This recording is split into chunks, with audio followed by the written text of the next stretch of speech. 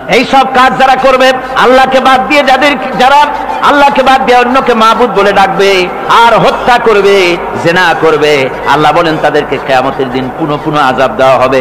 আর তাদেরকে ওয়ায়াখলুদ ফীহি মুহানা, তারা বড় লাঞ্ছনার জীবন যাপন করবে, সেখানে লাঞ্ছনার সাথে তারা বসবাস করবে। ইল্লা মান তাবা ওয়া আমানা ওয়া আমিলা আমালান সালিহান ফাউলাইকা ইউবাদদিলুল্লাহু সাইয়্যাতিহিম হাসানাত ওয়া কানা আল্লাহু গফুরার রহিমা। ইল্লা মান তাবা, এই সমস্ত আযাব থেকে বাঁচবে কারা? বাঁচবে সেই সব লোক যারা তওবা করেছে এবং নেক আমল করেছে। ফাউলাইকা ইউবাদদিলুল্লাহু সাইয়্যাতিহিম হাসানাত, আল্লাহ রাব্বুল আলামিন তাদের অন্যায় ত্রুটিপূর্ণ কাজগুলিকে ভালো দিয়ে বদলে দিবেন। সুবহানাল্লাহ ওয়া বিহামদিহি। ওয়া কানা আল্লাহু গফুরুর রহিমা, আর আল্লাহ পাক হচ্ছেন বড় ক্ষমাশীল এবং দয়াবান।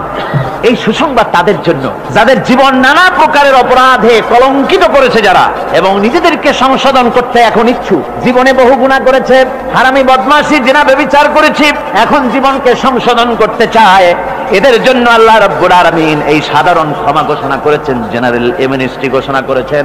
সাধারণ ক্ষমা ঘোষণা করে দিলে যে তোমরা এখনো যদি হেদায়েত হতে চাও, চূড়ান্ত ধ্বংস থেকে যদি বাঁচতে চাও, তাহলে আমি তোমাদের জন্য তওবার পথ খুলে রেখেছি। আল্লাহ যদি এই তওবার পথ খুলে না দিতেন, তাহলে মানুষ হতাশায়, নিরাশায় শয়তান হয়ে যেত। তার মানে আরো পাপ করত। যখন আর কোনো গুনাহ যখন মাফই হবে না, তখন আর কি করা যায়? আরো বেশি পাপের মধ্যে লিপ্ত হয়ে যায়। আমার ভাইরা, আল্লাহ রাব্বুল আলামিন মানুষের জন্য তওবা করার জন্য, গুনাহ মাফের জন্য দরজা খুলে রেখেছে। ইবনে জারীর তাবারীর একটি বর্ণনা এসেছে, হযরত আবু হুরায়রা রাদিয়াল্লাহু তাআলা আনহু তিনি বলছেন যে আমি ইশার নামাজ পড়ে মসজিদে নববী থেকে ইশার নামাজ পড়ে ঘরে আসতেছিলাম। ঘরে আসার সময় দেখি আমার দরজার কাছে একজন মহিলা দাঁড়ান। সে আমাকে সালাম বলল, আমি তাকে তার সালামের জবাব দিয়ে ঘরের মধ্যে প্রবেশ করলাম। কিছুক্ষণ পরে মহিলা দরজায় নক করলেন। আমি দরজা খুলে জিজ্ঞেস করলাম, কি চাও? তিনি বললেন যে আমি শয়তানের ওয়াসওয়াসায় পড়ে জিনা করেছি, এবং এই জিনা করার পর আমি গর্ভবতী হয়েছি, এরপরে একটা সন্তান হয়েছে, আমি সেই সন্তানকেও মেরে ফেলে দিয়েছি। এখন আমার বাঁচার পথ, আমার এখন এই গুনাহ মাফ হওয়ার পথ। হযরত আবু হুরায়রা রাদিয়াল্লাহু তাআলা আনহু বলছেন যে অসম্ভব, তোমার এই গুনাহ মাফ হবে না। মহিলা তখন যাওয়ার সময় কাঁদতে কাঁদতে কপালে আঘাত করতে করতে যাচ্ছিল যে আরে শরীরের এই রূপ, এই যৌবন, এই সৌন্দর্য কি তৈরি হয়েছিল জাহান্নামের আগুনে জ্বলার জন্য? এইভাবে করে চিৎকার দিতে দিতে মহিলা যান। হযরত আবু হুরায়রা বলেন, আমি সকালবেলায় আল্লাহ রাসূলের সঙ্গে ফজরের নামাজ আদায় করে আল্লাহ নবীকে ঘটনা শোনালাম। বললাম, হে রাসূল, আমি তো মহিলাকে এইরকম জবাব দিয়ে। হযরত আবু হুরায়রা দৌড়ে গেলেন, বললেন, আমি ছুটতে লাগলাম, এমন ভুল আমি কথা বলেছি। মহিলা তো হতাশ হয়ে গিয়েছে। তিনি খুঁজতে খুঁজতে মহিলাকে পেয়ে গেলেন, যে বললেন, ও মহিলা, আল্লাহর হাবিব তোমার সম্পর্কে এই কথা বলেছেন, তুমি যদি তওবা করো আল্লাহ রাব্বুল আলামিন তোমাকে মাফ করে দিবেন, আর তোমার দোষ ত্রুটিগুলির বিনিময় আল্লাহ তোমাকে নেক দিয়ে বদলায় দিবেন, তোমাকে আল্লাহ মাফ করবেন। মহিলা শোনা মাত্র আল্লাহু আকবার বলে চিৎকার মেরে সেজদায় পড়ে গেলেন। তিনি প্রাণ ভরে কাঁদলেন আর বললেন, আল্লাহ তোমার দরবারে শুকরিয়া আদায় করি যে আমার মতো গুনাহগারের জন্য তুমি যে তওবার দরজা খোলা রেখেছো। তিনি তার নিজের দাসীকে এবং তার বাচ্চাকে, কৃত দাসীকে আল্লাহর শকরার্থে মুক্ত করে দিলেন। আমার ভাইয়েরা, এভাবে করে যারা নাকি আল্লাহর দরবারে যারা এভাবে মাপ চায়, আল্লাহ পাক তাদেরকে মাফ করে দিবেন। তওবা করার জন্য রব্বুল আলামিন পথ খুলে রেখে দিয়েছেন। আবার অন্য হাদিসে এসেছে হযরতে রাসূল পাক সাল্লাল্লাহু আলাইহি ওয়াসাল্লামের কাছে এক বৃদ্ধ এসে বলেছিলেন, হে আল্লাহর নবী, আমি যত গুনাহ করেছি সমস্ত গুনাহ যদি দুনিয়ার মানুষেরকে ভাগ করে দেওয়া হয়, তাহলে একযোগে সব মানুষকে তা ডুবাইয়া ছাড়বে, এত গুনাহ আমি করেছি। এমন কোন গুনাহ নাই যে আমি করি নাই। হে আল্লাহ রাসূল, আমার এই গুনাহ মাফ হবে নাকি? আল্লাহর নবী বলেন, তুমি কি মুসলমান হয়েছো? লোকটি বলল, হুজুর, আমি মুসলমান হয়ে গেছি। আশহাদু আল্লা ইলাহা ইল্লাল্লাহু ওয়াহদাহু লা শারীকা লাহু ওয়া আশহাদু আন্না মুহাম্মাদান আবদুহু ওয়া রাসূলুহু। পড়েন সবাই, আশহাদু আল্লা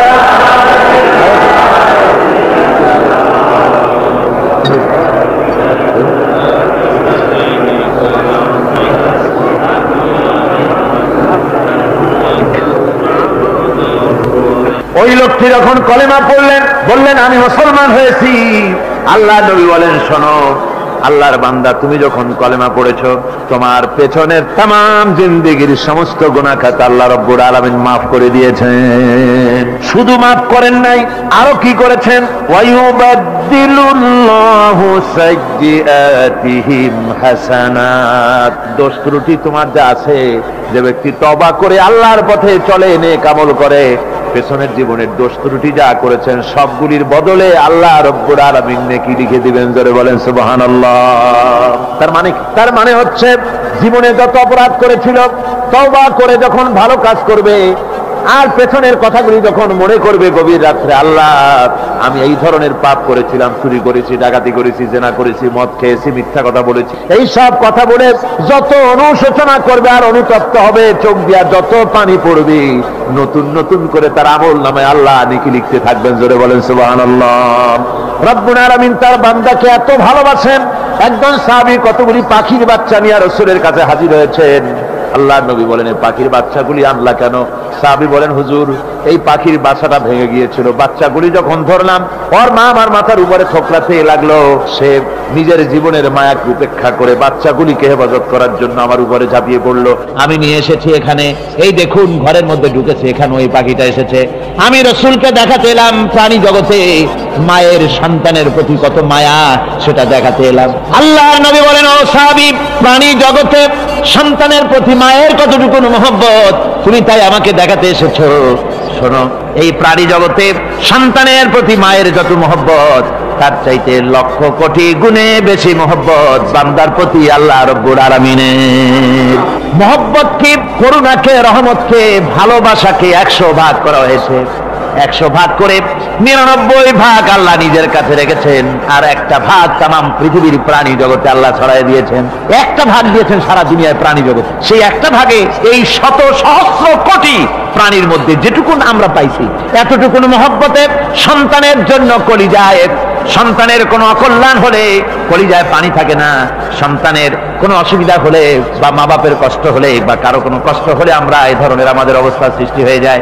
এক ভাগ তামাম পৃথিবীর সমস্ত প্রাণী জগতে ছড়ায় দেওয়ার পর আমাদের অবস্থা যদি এই হয়, তাহলে 99 ভাগ রহমত যার কাছে, বান্দার প্রতি তার মহব্বত কতখানি। আমার বন্ধুগণ, রাসূল পাক সাল্লাল্লাহু আলাইহি ওয়াসাল্লাম বলেছেন ও সাহাবীরা, একজন লোক উটের পৃষ্ঠে যাচ্ছিল কোথাও, উটের পৃষ্ঠে তার খাবার আছে, পানিও আছে, যেতে যেতে মরুদ্যানের মধ্যে সে বিশ্রাম করলো। ঘুমের থেকে জেগে দেখে উট নাই, খাবার নাই, পানিও নাই, বড় লোকটা কেমন পেরেশান হয়। সাহাবীরা বলেন হুজুর উট হচ্ছে মরুভূমির জাহাজ, উট হারায় গেছে, টাকা পয়সা যা ছিল, খাদ্য খাবার ছিল, সব চলে গেছে, এর থেকে পেরেশানি তো আর কিছুই হয় না। হুজুর বলেন লোকটা খানিকক্ষণ চিন্তা ভাবনা করতে করতে কিছুক্ষণ পর দেখলো উট ফিরে এসেছে, সমস্ত টাকা তার ওই খাদ্য আর পানিও নিয়ে হাজির হয়ে গেছে। বলো কেমন খুশি হয়? হুজুর, হযরত সাহাবীরা বলেন হুজুর এর থেকে খুশি আর কি হতে পারে, লোকটার দিল তো ভরে যাবে। আল্লাহর নবী বলেন ও সাহাবীরা, কোন বান্দা যদি আল্লাহর থেকে নাফরমান হয়ে যায়, নামাজ ছেড়ে দেয়, জিনা ব্যভিচার বদমাশি নাফরমানিতে যদি যখন লিপ্ত হয়ে যায়, উঠারা ব্যক্তি উট পাওয়ার জন্য যেমন পেরেশানি বোধ করে, আল্লাহ রাব্বুল আলামিন তার ওই নাফরমান বান্দার জন্য আল্লাহ রাব্বুল আলামিন ফিরে আসার জন্য আল্লাহ রাব্বুল আলামিন চান। বান্দা যখন নাফরমান বান্দা নিজের গুনাহ বুঝতে পেরে যখন সেজদায় পড়ে গিয়া কান্দে, রব্বুল আলামিন আমার গুনাহ মাফ করে দাও, এইভাবে যখন কাঁদতে থাকে, রব্বুল আলামিন আল্লাহর হাবিব বলেন উঠারা ব্যক্তি উঠ ফেলে পড়ে, ওই ব্যক্তি যত খুশি হন। কোন নাফরমান বান্দা যখন সেজদায় পড়ে যায়, আল্লাহ রাব্বুল আলামিন এর চাইতে লক্ষ কোটি গুণে বেশি খুশি হয়ে যান। আল্লাহ পাক হচ্ছেন রহমান রহিম, গাফুরুর রহিম। পৃথিবীতে এমন কে আছে আপনি আমাকে বলেন, এমন কে আছে অপরাধ করবে না আর সে বলবে আয় তোরে মাফ করে দেই? বলেন এরকম আছে নাকি? কেউ বলেন আছে?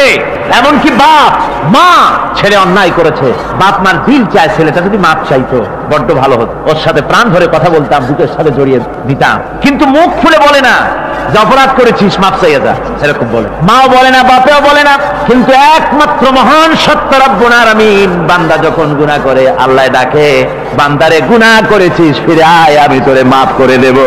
গুনাহ করেছিস ফিরে আয়, জিনা করেছিস ফিরে আয়, মদ খেয়েছিস ফিরে আয়, মানুষ হত্যা করেছিস ফিরে আয়, কুফরি করেছিস ফিরে আয়, আগুন পূজা করেছিস ফিরে আয়, মাটি পূজা করেছিস, সূর্য পূজা করেছিস, যা করেছিস না কেন ফিরে আয়, আমাকে ডাক দে, আমি তোর জিন্দেগির গুনাহ আমি আল্লাহ মাফ করে দেব।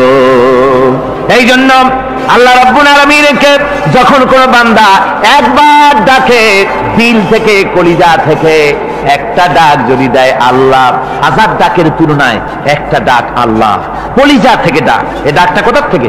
কলিজা থেকে। দিল সে বাত নিকলতি है, असर रखती है पर नहीं मगर ताकते परवास रखती है। অন্তর থেকে যে কথা বেরোয় তা প্রভাব বিস্তার করে। কলিজা থেকে যদি কেউ ডাক দেয় আল্লাহ, কলিজার একটা ডাক আলাদা না? বলেন আলাদা কিনা?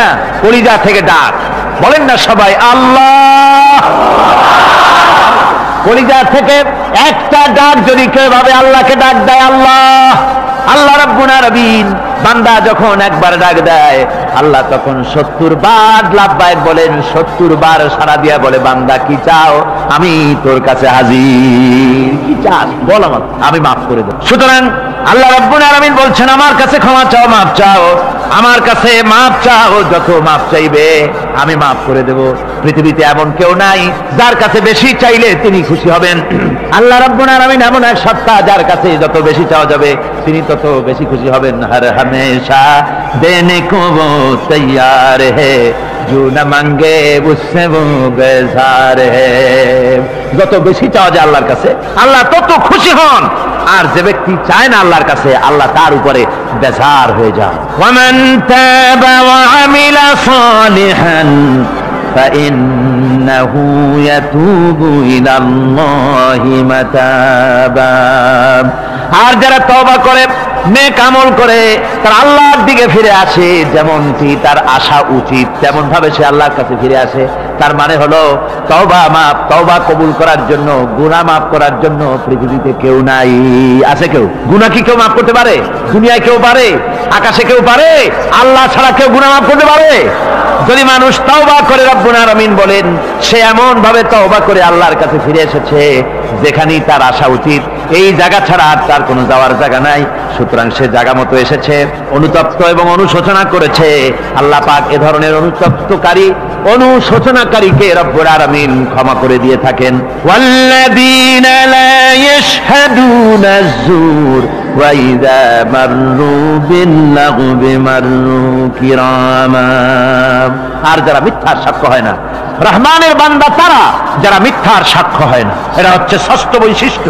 আর তারা কোনো অনর্থক, কোনো নিরর্থক কোনো কাজ যদি দেখে, ঘটনা দেখে, সেখান থেকে তারা শরীফ মানুষের মতো, একেবারে নিতান্ত ভদ্র মানুষের মতো সেখান থেকে কেটে পড়ে। গান বাজনা হচ্ছে, নাটক হচ্ছে, অশ্লীলতা হচ্ছে, গালাগালি হচ্ছে, অনর্থক কোনো কাজ হচ্ছে, নিরর্থক কোনো অনুষ্ঠান কিছু একটা হচ্ছে, ওখান থেকে একটা ভদ্রলোকের মতো, যেমন কোনো দুর্গন্ধময় জায়গা থেকে মানুষ যখন যায় নাকে রুমাল দিয়ে আস্তে করে সেখান থেকে পাশ কেটে চলে যায়, ঠিক কিনা? ঠিক ওইভাবে করে আল্লাহ পাক বলছেন আমার মুমিন বান্দারা এই ধরনের কোনো অনর্থক, নিরর্থক যে কাজের মধ্যে কোনো পরকাল নাই, আল্লাহ নাই, দুনিয়ার মানুষের স্বার্থ নাই, দেশের স্বার্থ নাই, রাষ্ট্রের স্বার্থ নাই, জনগণের স্বার্থ নাই, এই ধরনের সমস্ত গাল গপ্প, নাটক, উপহাস, এই ধরনের মজা, এই ধরনের অনুষ্ঠান যখন দেখে আমার মুমিন বান্দারা সেখানে দাঁড়ায় না। ময়লার কাছ থেকে নাকে রুমাল দিয়ে মানুষ যেমন চলে যায়, এই লোকটিও তখন অত্যন্ত ভদ্রের মতো আস্তে করে পাশ কেটে বেরিয়ে যায়। ওয়াল্লাযীনা ইযা যুকিরু বিআয়াতি রাব্বিহিম লাম ইয়াখিরু আলাইহা সাম্মান ওয়া উমিয়ানা। আর আমার বান্দাদের 7 নম্বরের, রহমানের বান্দা, খাঁটি বান্দা যারা, তাদের 7 নম্বরের বৈশিষ্ট্য হচ্ছে এই যে ওই সমস্ত বান্দারা তাদের কাছে যখন আমার আয়াতকে শোনানো হয়, আমার কোরআন তেলাওয়াত করে আমার আয়াত করে যখন নসিহত শোনানো হয়, তখন তারা বোবার মতো, বদিরের মতো বসে থাকে না। তারা বুঝতে পেরেছেন? রহমানের খাঁটি বান্দা যারা, তাদের কাছে কোরআনের কথা ওয়াজ করে যখন শোনানো হয়, আল্লাহর কালাম যখন শোনানো হয়, আয়াত পড়ে পড়ে যখন নসিহত শোনানো হয়, লাম ইয়াখিরু আলাইহা সুম্মান ওয়া উমিয়ানা, তখন ওই ব্যক্তি অন্ধ এবং বধিরের মতো চুপ করে বসে থাকে না, বরং আমল করা শুরু করে দেয়। জোরে বলেন সুবহানাল্লাহ। যখন সে জানলো যে এগুলি হলো আল্লাহর বিরোধী কাজ, এগুলি আল্লাহর কাজ, আল্লাহ রাসূলের কাজ, তখন তা পালন করা শুরু করে দেয়। এই 5 দিন ধরে কোরআনের যে কথাগুলি হলো, এই কথাগুলি শোনার পর আপনারা কি বসে থাকবেন? বসে থাকবেন? যারা বসে থাকবে এইগুলি শোনার পরে আল্লাহ তাদেরকে বলেছেন এরা হলো অন্ধ, এরা হলো বধির, এরা হলো বোবা। আমরা আল্লাহর এই যে কথা, আমরা কি অন্ধ আর বধির আর বোবা হবো নাকি? আমরা হব না? আমরা অন্ধ নয়, বধির নয়, বোবা নই, বরং আল্লাহ যা বলেছেন, যা শুনলাম সামি'না ওয়া আতানা, এই 5 দিন ধরে যা শুনলাম আল্লাহর কথা, কার কথা শুনলাম? আর সমস্ত কথা আমরা আমল করব, জোরে কোন আমিন। আল্লাহ যেন কবুল করেন, জোরে কোন আমিন। আমল করা কি? বসে না থাকা কি? বসে না থাকা হচ্ছে যা শুনলাম, আল্লাহর যা ফরজ, যা হুকুম, তা মানবো, আল্লাহ যা নিষেধ করেছেন তার থেকে ফিরে থাকবো, এটাই হলো কাজ। এরপরে রব্বুল আলামিন বলেন, ওয়াল্লাযীনা ইয়াকুলুনা রাব্বানা হাব লানা মিন আজওয়াজিনা ওয়া যুররিয়্যাতিনা কুররাতা আয়ুনিন ওয়াজআলনা লিল মুত্তাকিনা ইমামা। রহমানের বান্দা 8ম নম্বর এবং শেষ নাম্বার হচ্ছে এটা বৈশিষ্ট্য এই যে তারা রহমানের যারা খাঁটি বান্দা, আল্লাহর যারা খাঁটি বান্দা, তারা রব্বুল আলামিনের কাছে মুনাজাত করে, আমার রব, আয় আমার আল্লাহ, হাবলানা মিন আজওয়াজিনা ওয়া যুররিয়াতিনা, আমাদের এবং আমাদের স্ত্রীদের আর আমাদের সন্তানদেরকে তুমি দয়া করে আমাদের চক্ষুর শীতলতা বানায় দাও, জোরে বলেন আমিন। ওয়াজআলনা লিল মুত্তাকিনা ইমামা, আর আমার এই সন্তানদেরকে তুমি মুত্তাকিদের ইমাম বানায় দাও। শুধু মুত্তাকি বানায়ো না, মুত্তাকিদের নেতা বানায় দাও, জোরে কোন সুবহানাল্লাহ। হযরতে ইয়াকুব আলাইহিস সালাম ছেলে হারাইয়া কি বলতেছেন শোনেন। আল্লাহ তার কথা কোরআনে কারীমের ভিতরে আল্লাহ কি সুন্দর করে উঠায়া দিয়েছেন। হযরতে ইয়াকুব পড়তেছেন, ফাসাবরুন জামিলুন আসাল্লাহু আইয়াতিয়ানি বিহিম জামিআন ইন্নাহু হুয়াল আলিমুল হাকীম। ফাসাবরুন জামিল, ধৈর্য ধারণ করাই এখন আমার জন্য উত্তম। আমি এখন ধৈর্য ধারণ করব, হয়তো শীঘ্রই আল্লাহ আমার যাদের হারাইছি তাদের সকলকে আল্লাহ আমার কাছে ফিরিয়ে দিবেন। তিনি সুবিজ্ঞ, তিনি প্রচন্ড ক্ষমতার মালিক। আশায় বুক বেঁধে থাকলেন তিনি। আর ইউসুফ আলাইহিস সালাম আজকে প্রেসিডেন্ট, তিনি মিশরের কি তিনি 11 ভাই গেছে সেইখানে খাবার আনার জন্য। হযরত ইউসুফ আলাইহিস সালামের চিনতে কোনো কষ্ট হয় নাই, ওরা তো চেনে নাই, কিন্তু ইউসুফ আলাইহিস সালাম চিনে ফেলেছেন। হযরত ইউসুফ কোনো প্রতিশোধ নিলেন না। হযরত ইউসুফ পরিচয় দিলেন আর বললেন, ভয় পাইও না, খাদ্য তোমাদেরকে দিয়ে দিব। তোমাদের ব্যাপারে আমার বক্তব্য হচ্ছে, লা তাসরিবা আলাইকুমুল ইয়াউম, তোমাদের বিরুদ্ধে আমার কোনো ক্ষোভ নাই, বিদ্বেষ নাই, মাফ করে দিলাম। এই জামাটা নিয়ে যাও, আমার আব্বার জন্য এই জামাটা নিয়ে যাও। জামা নিয়ে যাচ্ছে মিশর থেকে। কোথায় কেনান, কোথায় মিশর? মিশর থেকে ইউসুফ আলাইহিস সালামের জামা নিয়ে ছেলেরা কেনানের দিকে যাচ্ছে। আর এদিকে হযরত ইয়াকুব বলতেছেন, আমি যেন আমার নাকের ভিতরে ইউসুফের গন্ধ পেতেছি। সুবহানাল্লাহ। জামা চলে এলো, চোখের উপরে তিনি রাখলেন, আল্লাহ চোখ ভালো করে দিলেন। সুবহানাল্লাহ। ভাইরা আমার, এই জন্য যারা আল্লাহর উপরে ভরসা করে, আল্লাহর ঈমান যাদের মধ্যে এসে যায়, ঈমান বিল্লাহর বড় উপকার হলো সে হতাশ হয় না। যত বড় বিপদ হোক হতাশ হয় না। দেখেন ইউসুফ আলাইহিস সালামকে কেমন করে জুলাইখা ঘেরাও করে ফেলে দিয়েছে। দরজা বন্ধ, তালা বন্ধ, জানালা বন্ধ, সিটকানি মারা, খিল মারা, তালা দেওয়া, বেরোবার কোনো পথ নাই, চতুর্দিকে নগ্ন চিত্র। এবার জুলাইখার কুপরে প্রবৃত্তিকে চরিতার্থ করতে হবে, খারাপ কাজ করতে হবে, বেরোবার পথ নাই।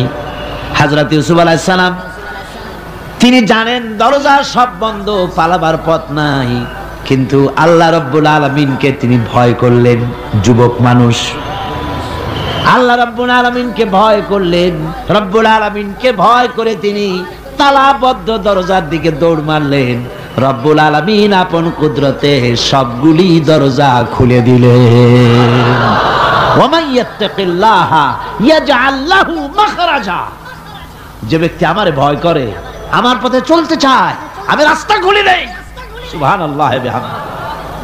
সুতরাং ঈমানে বুক বাঁধো, জওয়ানেরা, তরুণেরা, হতাশ হওয়ার কোনো কারণ নাই। আশায় বুক বেঁধে থাকো। আপনারা বলেন, এই পৃথিবীতে ইউনূস আলাইহিস সালাম যে বিপদে পড়ছিলেন, এর চাইতে বড় বিপদ পৃথিবীতে কিছু হতে পারে? আপনাদের চিন্তায় বুঝি পারে? এই দিকের লোকেরা কথাই কয় না মুঠে। কি বলেন, পারে? এত বড় বিপদ চিন্তাও করা যায়। কোরআনে কারীমের মধ্যে আল্লাহ রাব্বুল আলামিন বলেন, ওয়াযান্নুন ইয যাহাবা মুগাদিবান ফাযান্না আন লান নাকদিরা আলাইহি। ইউনূস আলাইহিস সালামকে যখন মাছে গিলে ফেলে দিল, মাছ এবার পানির অতল তলদেশে চলে গেছে। মাছের পেটের ভিতরে দরজা নাই, জানালা নাই, ছিদ্র নাই, পালাবার কোনো পথ নাই। আছে? আছে? ফানাদা ফিল যুলুমাতি আন লা ইলাহা ইল্লা আনতা সুবহানাকা ইন্নী কুনতু মিনাজ জালিমিন। জানেন নাই দোয়া? পড়েন সবাই, লা ইলাহা ইল্লা আনতা সুবহানাকা ইন্নী কুনতু মিনাজ জালিমিন। হায় আল্লাহ, তোমার পবিত্রতা ঘোষণা করতেছি, তুমি ছাড়া কেউ নাই, আমার তো আর বাঁচার উপায় নাই। আমি আমার উপরে জুলুম করেছি, আর তোমার পবিত্রতা ঘোষণা করতেছি। জিকির করতেছেন তিনি মাছের পেটের মধ্যে বসে। আল্লাহ রাব্বুল আলামিন বলেন, ইউনূস আলাইহিস সালাম মাছের পেটের ভিতরে বসে যে চিৎকারটা মারলেন, দুনিয়ায় কোনো তার বন্ধু বান্ধবেরা শোনে নাই, কোনো রাজা বাদশারা শোনে নাই। মাছের পেটের মধ্যে ফানাদা ফিল যুলুমাত, যুলুমাত হলো জমায় কাসির। এখানে তিনটা অন্ধকার ছিল। কয়টা অন্ধকার? একটা হলো মাছের পেটের অন্ধকার, একটা হলো রাতের অন্ধকার, আরেকটা হলো পানির অন্ধকার। ত্রিবিধ অন্ধকারের ভিতর থেকে ইউনূস আলাইহিস সালাম হতাশ হয়ে যান নাই। তিনি চিৎকার মেরে আল্লাহরে ডাক দিলেন। আল্লাহ কয়, আমি ডাক শুনছি, কেউ তোমার ডাক শোনে নাই। আমি তোমার আরশের মালিক, আমি আল্লাহ শুনতে পেয়েছি। শুধু শুনি নাই, জবাবও দিয়া দিলাম। ফাস্তাজাবনা লাহু ওয়া নাজ্জাইনাহু মিনাল গাম্মি ওয়া কাযালিকা নুজিল মুমিনিন। পড়েন না সবাই, ফাস্তাজাবনা লাহু ওয়া নাজ্জাইনাহু মিনাল গাম্মি ওয়া কাযালিকা নুজিল মুমিনিন। আমি ডাকে, আমি আল্লাহ পাক বলেন, আমি ইউনূসের ডাক শুনলাম, ডাকের জবাব দিয়া দিলাম, আর মাছের পেটের ভিতরে বেদনার সৃষ্টি করে দিলাম। মাছ এবার ভেসে উঠলো। মাছের আর এখন কোনো উপায় নাই বমি করা ছাড়া। মাছ কিনারায় চলে এলো, ইউনূসকে বমি করে ফেলে দিল। আল্লাহ কয়, শোনো দুনিয়ার মানুষেরা, শুধু ইউনূস আলাইহিস সালামকে নয়, ওয়া কাযালিকা, এইভাবে করে আমার মুমিন বান্দারা যদি বিপদে পড়ে আর আমারে ডাকে, আমি রব্বুল আলামিন এইরকম বিপদ দিয়া বাঁচায়া দেব। বিপদ থেকে বাঁচাবেন কে? সুতরাং গতকালকের মতো আবারও বলি, বিপদ আসতে পরে মুসলমানেরা মাজারে দৌড়ায় বেশি। কন নাউজুবিল্লাহ, জোরে কন নাউজুবিল্লাহ। বিপদ আসে আর মাজারে চলে যায়, যাইয়া সেখানে কাঁদে, মাজারের উপরে মাথা ঘা দিতে থাকে, পয়সা দেয়, মোনাজাত করে, কাঁদতে থাকে, মাজারওয়ালার কাছে বিপদ মুক্তি চায়। নাউজুবিল্লাহ পড়েন, আবারও কন নাউজুবিল্লাহ। বিশ্বাস করুন আমার ভাইরা, বিশ্বাস করুন, আল্লাহর কোরআন আমার হাতে। মাজারওয়ালার কাছে কানলে পরে ওই মাজারে যিনি শুয়ে আছেন, আল্লাহর কসম, তার কোনো ক্ষমতা নাই আপনাকে বিপদ থেকে বাঁচাতে পারে। আছে ক্ষমতা? জোরে বলেন, আছে। বিপদ থেকে বাঁচাবে কে? কে বাঁচাবে? আল্লাহ। আপনারা টাকা দেন, আর ওই টাকাগুলি ওইখানে মাজারে বৈশা জনমের খাওয়া খায়, মাজারের পাহারাদার এক শ্রেণীর পান্ডারা। টাকাগুলা মাথায় দেখবেন মাজার কেন্দ্র করে লাল লাল চাদর গায়, তারপরে শট, মাথায় জট, দাড়িতে জট, দাড়িতে জট আর মোষ।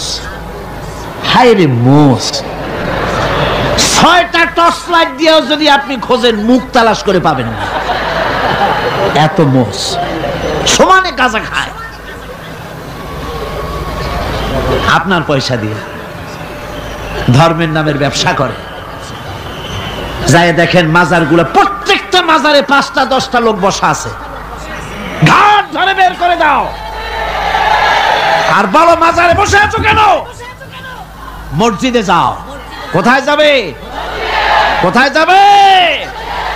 মসজিদে। আল্লাহর, থামো, আল্লাহর ওলিদের মাজার ঘেরাও করে রেখে দাও, যত্ন করে রেখে দাও।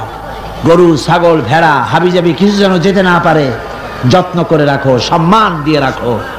কিন্তু তোমার ওখানে পাহারা দিতে বলছে কে? তুমি ওখানে বসে থাকো কেন? গুড় যেখানে পিঁপড়া সেখানে। পয়সা দেওয়া বন্ধ করে একটারও পাবেন না ওখানে, ঠিক কিনা কর? সব ধান্দাবাজ পয়সার লোভে ওখানে বসে থাকে, গাঁজা খায়, মদ খায়, নামাজ পড়ে না। আর আপনার টাকা দিয়া খোঁজ নিয়ে দেখেন মাজারের মুতল্লি যত আছে সব বাসের মালিক, ট্রাকের মালিক, কোটি কোটি টাকার ব্যবসা করে। সুতরাং এগুলি ছাড়েন, এ ধান্দাবাজি বন্ধ করুন।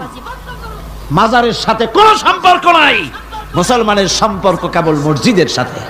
কিসের সাথে? মসজিদের সাথে সম্পর্ক গড়ে। আমার বন্ধুগণ, বিপদ আসলে পরে কবরের কাছে যাওয়া নয়, বিপদ আসলে পরে মসজিদে যান, 2 রাকাত কাজায়ে হাজাতের নামাজ পড়েন। রাসূলুল্লাহ পড়েছেন, কাজায়ে হাজাতের নামাজ পড়েন, সেজদায় পড়ে গিয়ে আল্লাহর কাছে কাঁদেন, আপনার বিপদ আল্লাহ রব্বুল আলামিন দূর করে দিবেন। আরে এমন আল্লাহরে থুইয়া কি যে বলবো, মানুষের যে কি হইছে। আমি সিলেটে দেখেছি শাহজালাল রহমতুল্লাহ আলাই, আল্লাহর ওলি, শাহ আমানত আল্লাহর ওলি, শাহ মাখদুম আল্লাহর ওলি। এই ওলিরা কোনদিন বলে যায় নাই যে আমার মাজারে পাহারা দিয়ে তোমরা টাকা আদায় করো, বলছে কেউ? শাহজালাল রহমতুল্লাহ আলাইহির মিশন কি ছিল আর এই পাগলেরা করে কি? হযরত শাহজালালের তরবারি আজও আছে, আমি তরবারি দেখেছি, দোধারি তরবারি হাতে নিয়ে এসেছেন।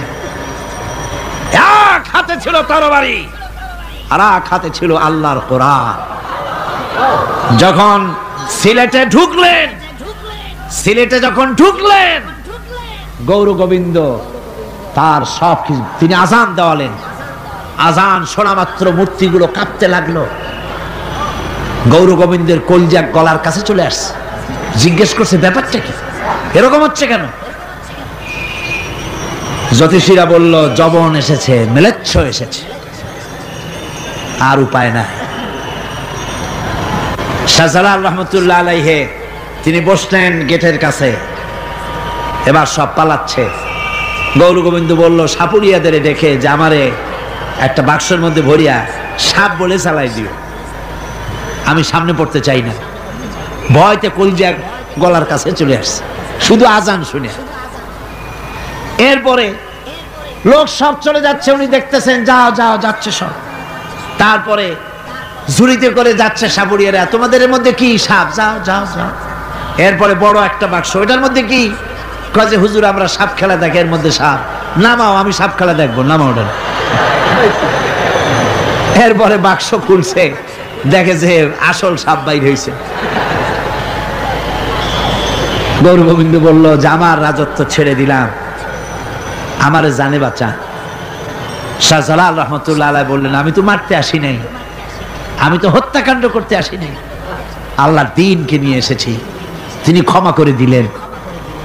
সেই শাহজালাল রহমতুল্লাহ আলাইহির মাজারে লোকেরা বিভিন্ন জায়গা দিয়ে যায়, বাস ভরে ভরে যায়, যাইয়া চাদরের উপরে যাইয়া মাথা ঘা দিতে থাকে আর কাঁদতে থাকে। কতগুলো গজাল মাছ আছে, বিরাট বিরাট গজাল, গায়ে শ্যাতলা পড়ে গেছে, দেখলে মনে হয় যেন রিটায়ার্ড অফিসার, এরকম মোটা। ওগুলারে মুড়ি খাওয়ায়, কলজা খাওয়ায়। একটা কুয়া আছে, পানি এত ফসা, কয় যে এইটার আর এক মুখ হলো জমজমের সাথে মিশানো। নাউজুবিল্লাহ। হায় রে মানুষ, মুসলমানের আকীদা হয় এত খারাপ, আকীদা বত্তর হয়ে গেছে।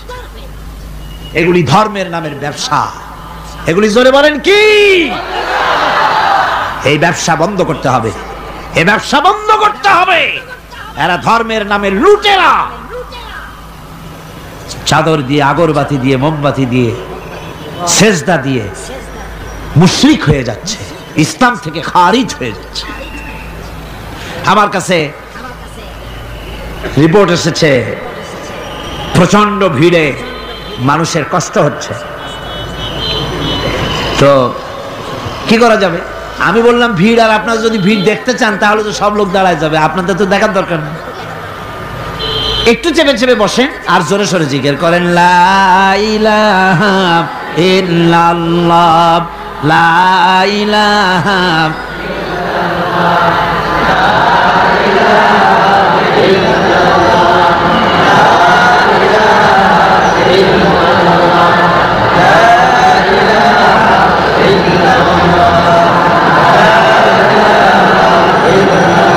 আপনি কিন্তু বসেই এগোতে পারতেন, দাঁড়ালে পরে ডিস্টার্ব হয়, হাঁটলে পরে ডিস্টার্ব হয়। নিজের কপালটারে খারাপ করেন না, এত সুন্দর আল্লাহর কথা শোনা থেকে নিজেকে মাহরুম করতে চেষ্টা করেন না। নিজেও শোনেন, অপরকেও শুনতে দেন। বসেন, মাজা ব্যথা করবে না, আল্লাহ মাজা ব্যথা ভালো বানায় দেবে যত সময় বসবেন। কোন আলহামদুলিল্লাহ। আপনারা বসছেন যে জায়গাটায়, এটা বেহেশতের টুকরা। এটা কি? এরা প্যারেড ময়দান নয়। মাজালিসুল ইলম হিয়া রাউযাতুম মিন রিয়াদিল জান্নাহ। হযরত আলী বলেছেন, যেখানে ইলম চর্চা হয়, কোরআন আলোচনা হয়, হাদিস আলোচনা হয়, সেটা কোনো সাধারণ জায়গা না, সেটা জান্নাতের টুকরা হয়ে যায়। জোরে কোন সুবহানাল্লাহ। কাজী বেহেশত থেকে শয়তানের জন্য বাইর করিয়া না দেয়, সতর্ক থাকেন। শয়তান কি চায় যে আপনি সারাক্ষণ শোনেন? কি কোন চায়? চায় না। শয়তানের খপ্পরে পড়েন না, বসেন আর শোনেন। ইমানদার যখন বিপদে জর্জরিত হতে থাকে তখন সে ভেঙে পড়ে না, তখন অন্ধকারের, বিপদের অন্ধকার বিদীর্ণ করে আলোর এক প্রভা তার চোখের সামনে উদ্ভাসিত হয়ে ওঠে। সেটা কি? সেটা হলো আল্লাহ রাব্বুল আলামিনের বাণী, ফাইন্না মাআল উসরি ইউসরান, ইন্না মাআল উসরি ইউসরা। আল্লাহ পাক বলেন, জেনে রাখো, দুঃখ এবং কষ্টের সাথে রয়েছে সুযোগ আর সুবিধা, আর অসচ্ছলতার সাথে রয়েছে উদার সচ্ছলতা। জোরে কোন সুবহানাল্লাহ। কাজে ভয় পাওয়ার কারণ নাই, হতাশ হওয়ার কারণ নাই। মন আশায় বুক বেঁধে রাখো। গুনাহ করেছো, হতাশ হয়ো না। যুবকদের গুনাহ করা স্বাভাবিক। ইউনিভার্সিটির ছাত্র, কলেজের ছাত্র, প্রফেসর, শিক্ষক, অফিসার ঘুষ খেয়েছেন, জিনা করা হয়েছে, মদ খাওয়া হয়েছে, মিথ্যা কথা বলা হয়েছে, যাই কিছু করেন না কেন ভয় পাওয়ার কারণ নাই, নিরাশ হওয়ার কোনো দরকার নাই। আল্লাহ পাক ডেকে বলেছেন, কুল ইয়া ইবাদিয়াল্লাযীনা আসরাফু আলা আনফুসিহিম লা তাকনাতু মির রাহমাতিল্লাহ। আরে আমার আল্লাহর মতো এত ভালো আর কেউ আছে? এত দরদ আর কারো আছে? আমার আল্লাহ বলেন, ও নবী আপনি শুনায় দেন, হে আল্লাহর বান্দারা, তোমরা যারা নিজেদের উপরে বাড়াবাড়ি করেছো, নিজেদের উপরে জুলুম করেছো, অত্যাচার করেছো, আমি আল্লাহর রহমত থেকে নিরাশ হয়ে যেও না। মানুষ যদি অপরাধ করে, বাপের সাথে অপরাধ করেছে, মায়ের সাথে অপরাধ করেছে, মা বাবা সন্তানের চাইতে এত বড় কল্যাণকামী তো আর কেউ নাই। কিন্তু মা বাবা কোনোদিন বলে না আয় আয় আমার ছেলে তোরে মাফ করে দেই, এরকম বলে নাকি? মন চায় ছেলে যদি মাপ চাইতো খুশি হয়ে মাফ করে দিতাম, কিন্তু কেন যে আসে না, ডাকে না যে আয় মাফ করে দেই। মা বাপ আপনাকে এত ভালোবাসে, সেই মা বাপও আপনাকে বলে না যে আয় মাফ করে দেই। আমার আল্লাহ হচ্ছেন এমন আল্লাহ, আল্লাহ রাব্বুল আলামিন ডাকেন, এ বান্দা খুন করেছিস ফিরে আয়, জিনা করেছিস ফিরে আয়, হত্যা করেছিস ফিরে আয়, চুরি করেছিস ফিরে আয়, কুফরি করেছিস ফিরে আয়, সুদ খেয়েছিস, ঘুষ খেয়েছিস, মদ খেয়েছিস ফিরে আয়, এসে আমার দরবারে চোখের পানি ফেল, আমার দরবারে কাঁদাকাটি কর। ইন্নাল্লাহা ইয়াগফিরুয যুনুবা জামিআ ইন্নাহু হুয়াল গফুরুর রহিম। আমার দরবারে চোখের পানি ফেলে কান, আমি রব্বুল আলামিন জিন্দেগীর গুনাহ মাফ করে দেব। সুবহানাল্লাহ কোন, সুবহানাল্লাহ কোন। আমার কাছে কান, চোখের পানি ফেল। আল্লাহ রাব্বুল আলামিনের কাছে বান্দার দুইটা ফোঁটা বেশি প্রিয়। একটা হলো জিহাদের ময়দানে যে রক্ত ফোঁটা দেওয়া হয়, এটা আল্লাহর কাছে প্রিয়। আর আল্লাহর ভয়তে গুনার জন্য লজ্জা করে অনুশোচনা করে বান্দা যখন চোখের পানি ছেড়ে দেয়, আল্লাহর কাছে এটা অত্যন্ত প্রিয়। নবীজি বলেছেন, বান্দা যখন গুনার ভয়তে, আল্লাহর ভয়তে, জাহান্নামের ভয়তে অনুশোচনা করে যখন চোখ দিয়া পানি ছেড়ে দেয়, ওই চোখের পানি নাকের অর্ধেক আসতে না আসতে আল্লাহ রাব্বুল আলামিন বান্দারে মাফ করে দেন। আল্লাহ বরদাস্ত করতে পারেন না যে বান্দা কান্দে। আমার ভাইরা, আল্লাহ রহমত এই পৃথিবীতে, আল্লাহ রহমতকে 100 ভাগ করা হয়েছে। আল্লাহ রহমতের কত ভাগ? এই 100 ভাগের 1 ভাগ সারা পৃথিবীতে ছড়াই দেওয়া হয়েছে। আর 99 ভাগ কার কাছে? আল্লাহর কাছে। একটা ভাগ দুনিয়া ছড়ানো হয়েছে আদম আলাইহিস সালাম থেকে নিয়ে এই পর্যন্ত, এখান থেকে নিয়ে কিয়ামত পর্যন্ত পৃথিবীতে যত মানুষ আসবে, যত প্রাণী আসবে, তাদের মধ্যে প্রাণী জগতেও গাবি তার বাছুরকে ভালোবাসে ঠিক কিনা, হাতি তার বাচ্চাকে ভালোবাসে ঠিক কিনা, মুরগি তার বাচ্চাকে ভালোবাসে কিনা, প্রত্যেক মাই তার সন্তানকে ভালোবাসে মানুষের মতো।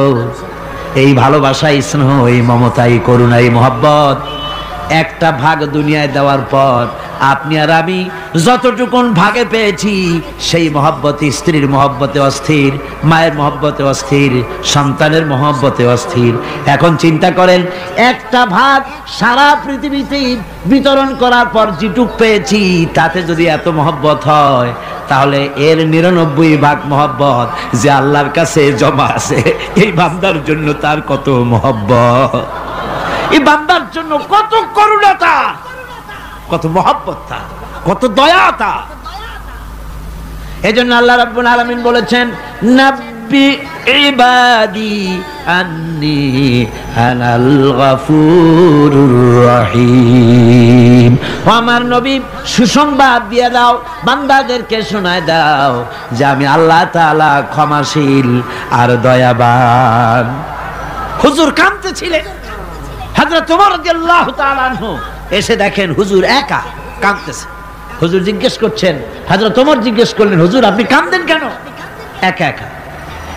হযরত ওমর বলেন, আমি যখন প্রশ্ন করলাম, নবীজি বললেন, আমার কাছে কিছু আগে জিবরাইল এসেছিলেন। জিবরাইল এসে আমাকে বললেন, আল্লাহ পাক বলেছেন, হে আমার নবী, ইসলামের ভিতরে থেকে যে সমস্ত মানুষগুলো ইসলামের ভিতরে থেকে চুল আর দাড়ি পাকায় দিছে, কিয়ামতের দিন এই লোকগুলারে আমি শাস্তি দিতে আমার শরম হবে। হযরত ওমর বলেন, হুজুর উম্মতের জন্য কত বড় খোঁজ খবর এটা, আর আপনি কাঁদতেছেন। হুজুর বলেন, ওমর তুমি জানো না, আমার কান্নার কারণ ভিন্ন। আমার কান্নার কারণ হলো যে আল্লাহ রাব্বুল আলামিন কিয়ামতের দিন দাড়ি চুল পাকা বান্দারে শাস্তি দিতে শরম করবেন। সেই দাড়ি চুল পাকা বান্দাগুলি আল্লাহর সাথে নাফরমানি করতে শরম করে না। আমি এই লজ্জায় কাঁদতেছি।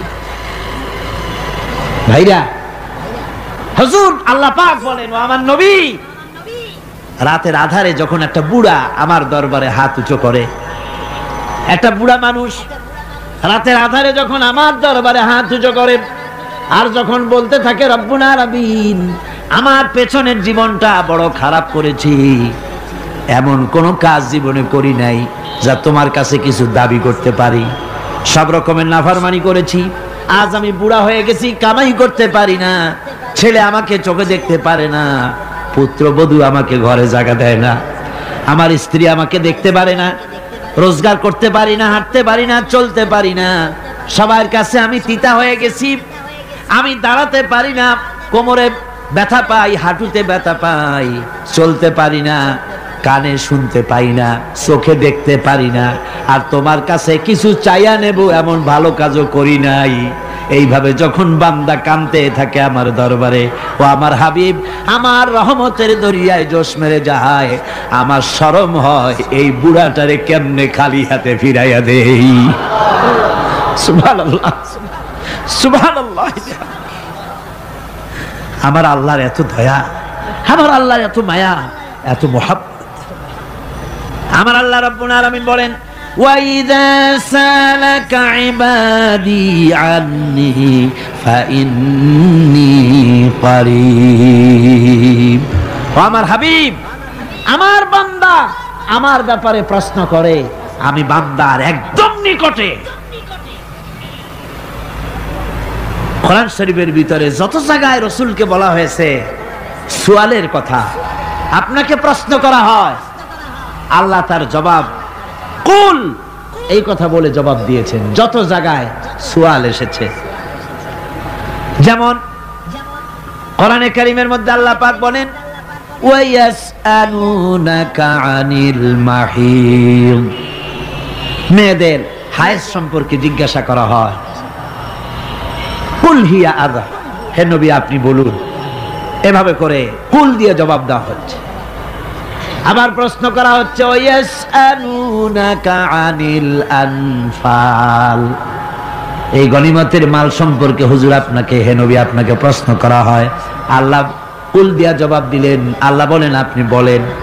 ওয়ায়াসআলুনাকা আনিল খামরি ওয়াল মাইসির, আল্লাহ পাক বলেন নবী আপনারে প্রশ্ন করা হয়, কুল ফিহিমা ইসমুন কাবীর, আল্লাহ কুল দিয়া বললেন তুমি বলো। আবার বলা হলো, ওয়ায়াসআলুনাকা আনিল আহিল্লা কুল হিয়া মাওয়াকিতু লিন্নাস, ও নবী আপনাকে প্রশ্ন করা হয় চাঁদের ক্রমবর্ধমান এবং ক্রমহ্রাস, এই যে বাড়ে আর কমে, পূর্ণিমা হয় অমাবস্যা হয়, কেন হয় আপনি বলুন কুল, আপনি বলেন এটা আমি অর্থ এবং সময়, বছর আর দিন গণনা করার জন্য পৃথিবীবাসীদের জন্য বিনা পয়সায় একটা ক্যালেন্ডার বানাইয়া আকাশে ঝুলাই রেখেছি। এভাবে যত জায়গায় এসেছে আপনাকে প্রশ্ন করা হয়, তত জায়গায় আল্লাহ জবাব দিয়েছেন কুল আপনি বলেন। গোটা কোরআন শরীফের ভিতরে এই একটি মাত্র জায়গা যেখানে বলা হয়েছে আপনাকে প্রশ্ন করা হয়, আল্লাহ এখানে বলতে পারতেন কুল আপনি বলেন, আল্লাহ তোমাদের নিকটবর্তী, এভাবে জবাব হয় নাই। এটা কায়দাটা হলো এই, আল্লাহ বলতেছেন ওয়াইজা সালাকা ইবাদি, ও আমার নবী প্রশ্ন তো আমার বান্দারা আমার ব্যাপারে করেছে, এবার আপনার জবাবের কোনো দরকার নাই, প্রশ্ন আমার ব্যাপারে আমি নিজে জবাব দিয়ে দেই, ফা ইন্নী কারীব, ও বান্দা আমার ব্যাপারে প্রশ্ন করেছিস, জবাব আমি দেই, আমি তোর সবচাইতে বেশি নিকটে। সুবহানাল্লাহ, কত নিকটে? ওয়া নাহনু আকরাবু ইলাইহি মিন হাবলিল ওয়ারিদ, তোর যে রগ এই শাহরগের চাইতেও আমি তোর বেশি কাছে। সুবহানাল্লাহ, আমারে ডাক, আমারে ডাক, কলিজা দিয়া ডাক, অন্তর দিয়ে ডাক। মনের থেকে মানুষ যদি ডাকে, মুখের ডাক আর মনের ডাক এক জিনিস নয়। দিল সে जो बात निकलती है असर रखती है पर नहीं मगर ताकते परवाज रखती है। দিল থেকে যে কথা বেরোয় তা প্রভাব বিস্তার করে, ডানা নাই কিন্তু ওড়ার ক্ষমতা রাখে।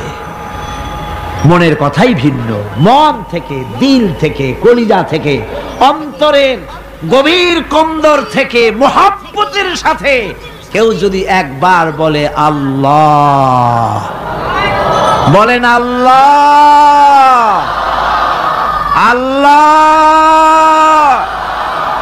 আল্লাহ,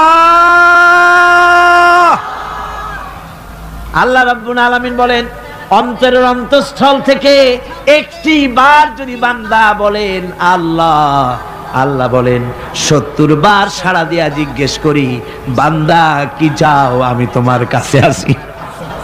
সুবহানাল্লাহ, আমি তোর একদম কাছে, কি চাস বল, বল আমার কাছে। এমন দয়াবান, এমন মেহেরবান, এমন আল্লাহ আমাদের। সে আল্লাহ রাব্বুল আলামিন তিনি বলছেন وَقَالَ رَبُّكُمْ উদউনি আস্তাজিব লাকুম, তোমাদের রব বলেছেন আমারে ডাকো, আমি আল্লাহ ডাকের সাড়া দিয়া দেব। সুবহানাল্লাহ। কারে ডাকতে হবে? কারে ডাকতে হবে? এই বিশাল জনসমুদ্র একযোগে চিল্লা কোন কারে ডাকতে হবে? কোন পীর সাহেবকে নয়, আল্লাহর কসম কোন খাজা বাবাকে নয়, ডাকতে হবে কারে? চিল্লা এখন কারে? ওয়াকালা রাব্বুকুম উদউনি, তোমার রব তোমাকে বলতেছে আমারে ডাকো, আস্তাজিব লাকুম, আমারে ডাকবে আমি সাড়া দিয়ে দেব। সুবহানাল্লাহ। আল্লাহকে ডাকেন, কি চাই আপনার বলেন, কি চাই? আল্লাহর কাছে চান, আল্লাহ দিয়ে দিবে। দেওয়ার জায়গা আল্লাহর কাছে চাইবেন, আল্লাহ দিবেন। দেওয়ার জায়গা, চাওয়ার জায়গা হলো সেজদায় পড়ে যাবেন। আমার ভাইয়েরা জায়গাটা চিনায় দিলাম।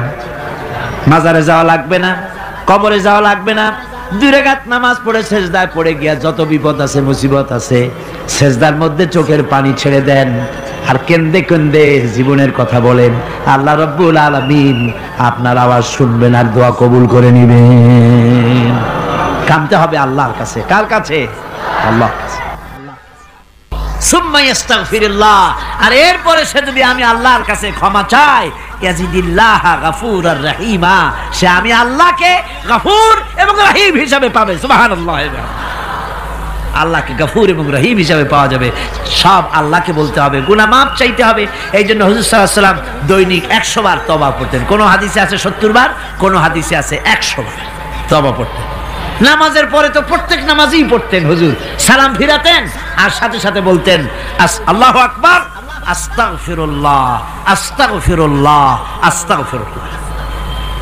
মনে থাকবে আপনাদের? মনে থাকবে? সালাম ফিরাইয়া কি বলবেন? না, সালাম ফিরাবার সাথে সাথে বলবেন আল্লাহু আকবার, তারপরে পড়বেন আস্তাগফিরুল্লাহ, আস্তাগফিরুল্লাহ, আস্তাগফিরুল্লাহ। তওবা পড়বেন, আল্লাহর কাছে সবসময় গুনাহ মাফ চাইতে থাকবেন, বিনীত থাকবেন। আল্লাহকে পাওয়া যাবে, তাকে রহিম হিসেবে পাওয়া যাবে। সুতরাং ঈমান বিল্লাহ, আল্লাহর প্রতি ঈমান আনলে পরে 4th নম্বরের যে উপকারটা হবে সেটা হলো হতাশায় ভুগবে না, নিরাশায় ভুগবে না, আশায় বুক বেঁধে উঠবে, ঈমান মজবুত হবে, আল্লাহর কাছে মানুষ বিনয়ী হয়ে যাবে।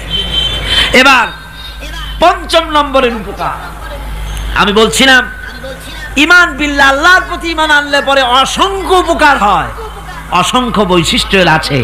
এর 6টা উপকারের কথা আমি বলবো। কয়টা? অসংখ্য উপকারের ভিতরে প্রধান 6টি উপকারের কথা বলবো। এর বললাম কয়টা? 4টে বলেছি। এবার বলো 5ম উপকারের কথা। আল্লাহর প্রতি আপনি পূর্ব পশ্চিমে কতবার মুখ ঘোরালেন, এটাই কিন্তু আপনার আসল সৎ কাজ নয়। আসল সৎ কাজ হলো আল্লাহর প্রতি ঈমান আনা। এই ঈমানের ব্যাপারে 3টা দিন আমরা পার করে দিলাম, এখনো কথা শেষ হয় নাই। আল্লাহর প্রতি ঈমান আনলে পরে যে উপকারটা হবে 5ম নম্বরে, সেটা হলো কঠোর এবং কঠিন বিপদের ভিতরে বান্দার ভিতরে অবিচলতা এবং ধৈর্যের সৃষ্টি হয়ে যাবে। আলহামদুলিল্লাহ। কঠিন বিপদ মুসিবত আসলে পরে সে অবিচল থাকবে, সারা দুনিয়ার বিপদ আপদ, শত্রুতা, দুঃখ, কষ্ট, মুসিবত, জুলুম, নির্যাতন সবকিছু পাহাড়ের মতো উঁচু হয়ে তাকে ঘিরে ফেলবে, কিন্তু তাকে এক চুলও নাড়াতে পারবে না। আলহামদুলিল্লাহ। সারা পৃথিবী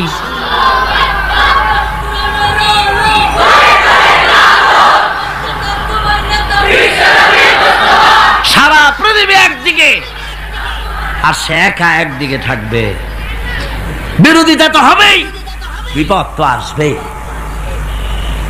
কবি বলতেছেন সাথে জাকা রহা হ্যায় আজল সে তা ইমরোজ, সাথে জাকা রহা হ্যায় আজল সে তা ইমরোজ, চরাগে মুস্তফাবি সে শরারে বুলহাবিস।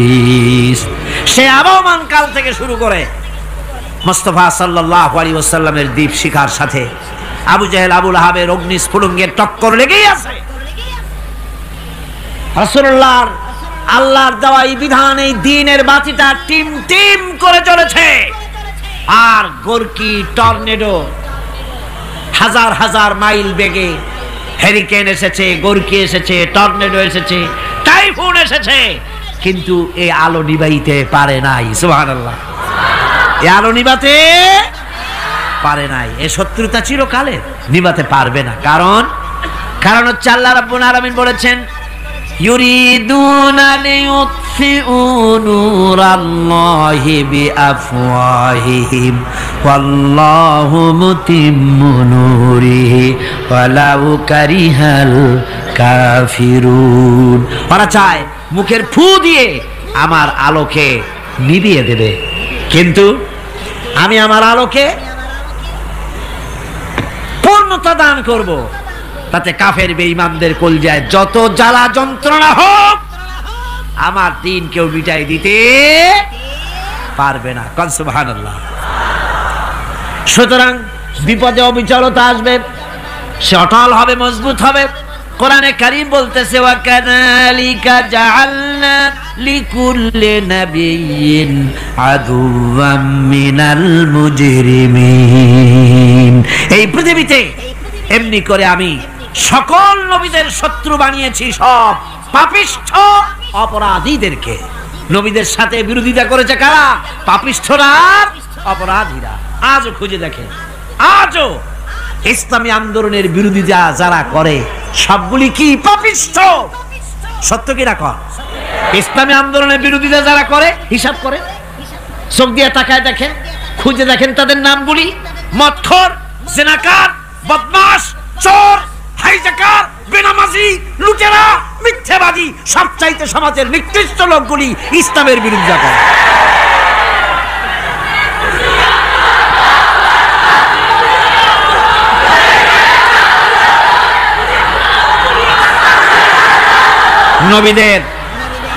নবীদের শত্রু আল্লাহ বলেন সব যুগে নবীদের সাথে শত্রুতা করেছে পাপিষ্ঠরা। আল্লাহর কথা। কার কথা? সকল যুগে নবীদের সাথে শত্রুতা করেছে পাপিষ্ঠরা, নিকৃষ্ট ধরনের অপরাধীরা। সুতরাং নবী রাসূলদের অবস্থা যখন এই, তখন দ্বীনের দাওয়াত যারাই দেবে তাদের কিসমত এরকম হবেই। এই বাধার মোকাবেলা তাদেরও করতে হবে। ঈমান আনার জন্য আল্লাহর প্রতি মানুষ ঈমান আনলে পরে 2 নম্বরে যে উপকারটা হয় সেটা হলো মানুষের ভিতর থেকে অহংকার দূর হয়ে যায়। অহংকার থাকে না। যে ব্যক্তি ঈমান বিল্লাহ যার ভিতরে ঢুকে যায়, আল্লাহর ঈমান পরিপূর্ণরূপে এসে যদি যায়, তাহলে তার ভিতরে অহংকার থাকে না। কেন থাকে না? অহংকার থাকে না এই জন্য, যেহেতু মুমিন ব্যক্তি জানে আল্লাহ রাব্বুল আলামিন জানে, আল্লাহ রাব্বুল আলামিনের সামনে বান্দা জানে, কথা বুঝতে পারে, কোরআন পড়ে জানে যে আমি আল্লাহর সামনে সম্পূর্ণ অসহায়। অসহায় যে যার কিচ্ছু নাই, সে কি অহংকার করতে পারে? অর্থ নাই, বিত্ত নাই, কিছু নাই, সে কি অহংকার করে? অহংকার কারা করে? অহংকার করে যাদের অর্থ আছে, বিত্ত আছে, শিক্ষা আছে, বিদ্যা আছে, স্বাস্থ্য আছে। জমি আছে, জমা আছে, বাড়ি আছে, কল আছে, কারখানা আছে, গাড়ি আছে, এরাই না অহংকার করে। কিন্তু ঈমান বিল্লাহ যখন আসি তখন সে বুঝতে পারে আমার শক্তি কোনো শক্তি নয়। ওয়া হুয়াল কাহিরু ফাওকা ইবাদি।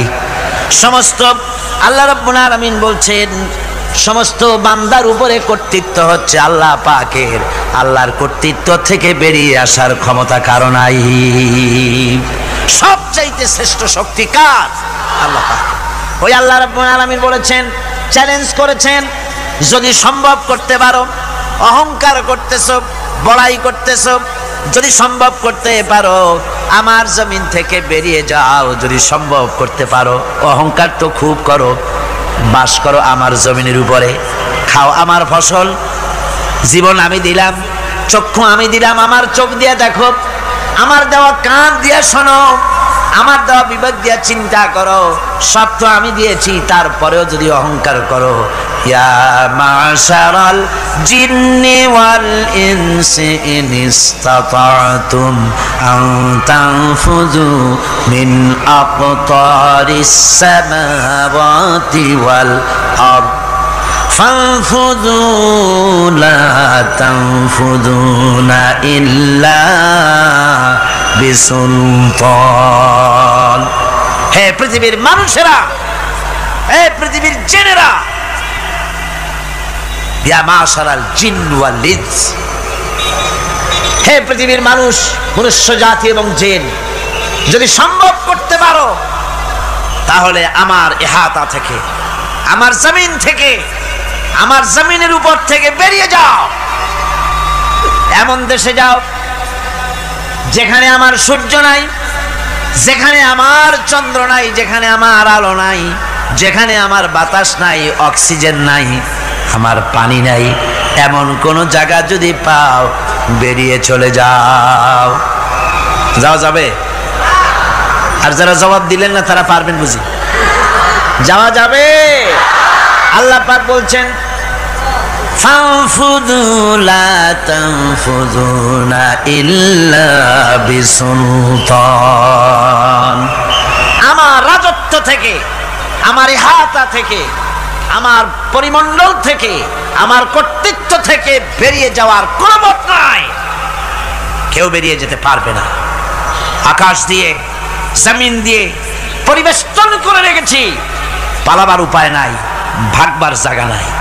এই কথা মোমেন যখন পড়ে আস্তে করে মাথা নিচু হয়ে আসে, আমি কত দুর্বল আমার মহান আল্লাহর সামনে। সুবহানাল্লাহ। এই জন্য আমি বলি, কিসের বড়াই করবেন? কিসের বড়াই? বিদ্যার বড়াই। কতটা বিদ্যা অর্জন করেছেন, কতটুকু শিখেছেন? আপনার থেকে আরো অনেক শিক্ষাবিদ রয়েছেন, আবার তার থেকে আরো অনেক শিক্ষাবিদ রয়েছেন, কতটুকু শিখেছেন? এখনো ছাত্র, অনেক কিছু আছে যা আপনি আজও জানতে পারেন নাই। সারা জীবন আমরা তালিবে ইলম, সারা জীবন আমরা ছাত্র। মুহাদ্দিস হন, মুফাসসির হন, প্রফেসর হন, প্রিন্সিপাল হন, যেই হন না কেন, চিকিৎসাবিদ, চিকিৎসা বিজ্ঞানী, রাষ্ট্রবিজ্ঞানী, দার্শনিক, যেই হোক না কেন, সব ছাত্র। সব কি? ছাত্র। বহু কিছু এমন আছে যা আজও মানুষ উদ্ধার করতে পারে নাই, শিখতে পারেনি। সুতরাং শিক্ষার বড়াই করো। এরপরে অর্থের বড়াই করবা। কয়টা টাকার মালিক হয়েছে তুমি? টাকার বড়াই করে মানুষ। জিজ্ঞাসা করা হয়, মিয়া সাহেব রোজা রাখেন না কেন? কয় রোজা রাখবো, চাউলের অভাব আছে নাকি? না দানের অভাব আছে, না টাকার অভাব আছে। নাউজুবিল্লাহ। কত টাকা হয়েছে? আল্লাহ রাব্বুল আলামিন যদি ইচ্ছা করেন এমন রোগ দিয়া দিতে পারেন, হার্টের ভিতরে ক্যান্সার দিয়ে দিতে পারেন, ব্রেনের ভিতরে টিউমার দিয়ে দিতে পারেন, রক্তের ভিতরে ক্যান্সার দিয়ে দিতে পারেন, হাড়ের ভিতরে ক্যান্সার ঢুকায় দিতে পারেন। এমন রোগ হয়ে যেতে পারে ডাক্তারের 14 গোষ্ঠী গুলে খেলেও রোগ ভালো হবে না। সারা জীবন যত টাকা কামাই করেছেন, গোষ্ঠী বেচতেও ঔষধের পয়সা হবে না। পারবে কিনা আমার আল্লাহ? জোরে বলেন, পারবেন কিনা? পারবেন। প্রচন্ড ক্ষমতা। কাজী বান্দা যখন এগুলি পড়ে মাথাটা নিচু হয়ে আসে যে ক্ষমতা তো তার, বড়াই করার কোনো উপায় নাই। আমরা কিতাবের মধ্যে পড়েছিলাম, সেই আল মুস্তাতরফ একটা কিতাব ছিল, আলেমে পড়ানো হতো। মৌলানা শামসুদ্দিন সাহেব পড়েছেন নিশ্চয়ই? জি, ওলামারা পড়েছে। সেই কিতাবে আলেম ক্লাসে পড়ানো হতো তখন আমাদেরকে একটা আরবি সাহিত্য। ওই আরবি সাহিত্যের ভিতরে পড়েছিলাম, সেখানে এক জমিদার বিবাহ করেছে, তারপরে তার নবপরিণীতা স্ত্রীকে নিয়ে খেতে বসেছে। এমন সময় এক ভিক্ষুক এসেছে। জমিদার রাগ হয়ে দরজার কাছে দিয়ে বেচারাকে ধমক দিয়ে বের করে দিয়েছে, ভিক্ষা নেওয়ার আর তুমি সময় পাও না, আমি বিয়ে করেছি, নতুন বউ নিয়ে খাইতে বসছি, বেরো এখান থেকে। গলায় ধাক্কা দিয়া ফালাইয়া তারপরে তাড়াই দিছে। বাস কয়েক বছর পর এই জমিদারের জমিদারি গেল, টাকা গেল, পয়সা গেল, সব শেষ। বউ পুষবে এমন পয়সাও নাই, বউ তার থেকে বিচ্ছিন্ন হয়ে গেল, বউকে তালাক দিয়ে দিল। দীর্ঘদিন পর এই স্ত্রী বিবাহের একটা প্রস্তাব এলো আর এক জমিদারের সাথে, আর এক এলাকার নতুন এক জমিদার হয়েছে, তার সঙ্গে বিবাহের প্রস্তাব এলো। এরপরে সেই বিয়ে হয়ে যাওয়ার পর নতুন জমিদারের সাথে এই স্ত্রী বসে খানা খেতে বসেছে প্রথম দিন। এমন সময় দরজার কাছে এক ভিখারি এসে হাজির। নতুন জমিদার বলছে, বউ আমরা তো খেতে পারবো, আমাদের খাবারের প্লেটটা আজকে প্রথম তোমাকে নিয়ে খেতে বসেছি, এই খাবারের প্লেটটা ধরেই তুমি ভিখারিকে দিয়ে আসো। বউ খাবারের প্লেটটা ভিখারির হাতে দিতে গিয়ে সেন্সলেস হয়ে পড়ে গিয়েছে, বেহুশ হয়ে পড়ে গিয়েছে। নতুন জমিদার অনেকক্ষণ অপেক্ষা করলো, বউ ফেরে না কেন, যায় দেখে বেহুশ, মুসাফির সেখানে দাঁড়ানো। কিছুক্ষণ পর বউয়ের হুশ হলো, জিজ্ঞেস করলো, হয়েছে কি, তুমি এরকম পড়ে গেল কেন? এই মুসাফিরকে দেখে বউ বলতেছে, আল্লাহর কসম, তুমি যখন আমাকে প্লেট ভরা খাবার দিয়ে পাঠাই দিলা ভিক্ষুককে দেওয়ার জন্যে, যারে ভিক্ষা দিতে গেলাম, আল্লাহর কসম করে বলি, এ হচ্ছে আমার সেই প্রথম স্বামী। এবার ওই জমিদার বলতেছে, তুমি যেমন কসম করে বলতেছো এই হলো তোমার প্রথম স্বামী, আমিও আমার আল্লাহর নামে কসম করে বলি, আমিও সেই ভিখারি যেদিন তোমরা খেতে বসেছিলে আর আমি ভিক্ষা নিতে গিয়েছিলাম, আমাকে দরজা থেকে তাড়ায় দিয়েছিলে। সুতরাং বড়াই করো না, অর্থে টাকার বড়াই করো না, অহংকার করো না, স্বাস্থ্যের বড়াই করো না, স্বাস্থ্য ভালো, অহংকার করো না। আল্লাহ যদি ইচ্ছে করেন এক রাত্রের মধ্যে মাত্র আধা ঘন্টা 15 মিনিটের ভিতরে কয়েকবার পাতলা দাস্ত দিয়া জনমের মতো শেষ করে দিতে পারেন কিনা? সুতরাং মানুষ ঈমান বিল্লাহ, আল্লাহর প্রতি ঈমান মানুষকে এভাবে বিনয়ী করে দেয়। আলহামদুলিল্লাহ, অহংকার বলে কিচ্ছু থাকে না তার। সে আগে সালাম দেয়। ঈমান বিল্লাহ, যার মধ্যে ঈমান, আল্লাহর ঈমান ঢুকে যায়, তার আগে কেউ সালাম দিতে পারে না।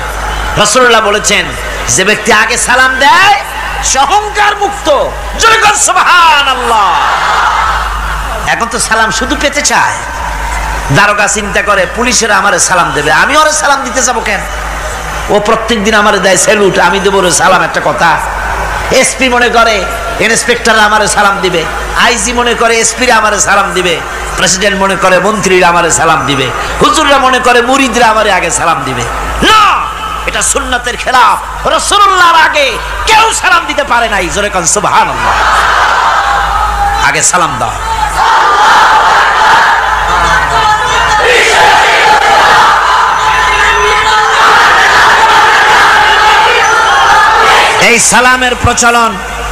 এই সালামের প্রচলন মুসলমানদের মধ্যে বেশি বেশি হওয়া উচিত।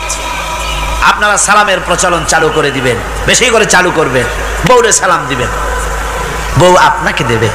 ঘরের মধ্যে ঢুকবেন, ঢুকেই বলবেন আসসালামু আলাইকুম ওয়া রাহমাতুল্লাহি ওয়া বারাকাতুহু। বাইরের থেকে গেছেন, ঘরে ঢুকেই প্রথম সালাম দেন, বউ সালামের জবাব দেবে, বউ আপনাকে দেবে। বাচ্চাদের সালাম দেন, বাচ্চারা আপনাকে দিবে, এরকম সালামের প্রচলন চালু করেন। রাসূলুল্লাহ বলেছেন, মানে একটা গাছের আড়ালে এই সালাম হলো, লোকটা গাছের আড়ালে চলে গেছে, আবার দেখা হয়েছে, আবার সালাম দেয়। এখন এই সালাম কমে গেছে, এখন সালামের পরিবর্তে অনেক কিছু হয়েছে। সালাম দেয়, তার জবাবও দেয় না। যদি বলে কেউ গরিব মানুষ সালাম দিয়েছে বড় লোকের, আসসালামু আলাইকুম, ওয়ালাইকুম আসসালাম বলতে চায় না, একটু মাথা নাড়ে। তারপরে জিজ্ঞেস করে, স্যার কেমন আছেন? এই যাচ্ছে, কেটে যাচ্ছে। কি কেটে যাচ্ছে? তোমার কল্লা? আলহামদুলিল্লাহ বলতে পারো না?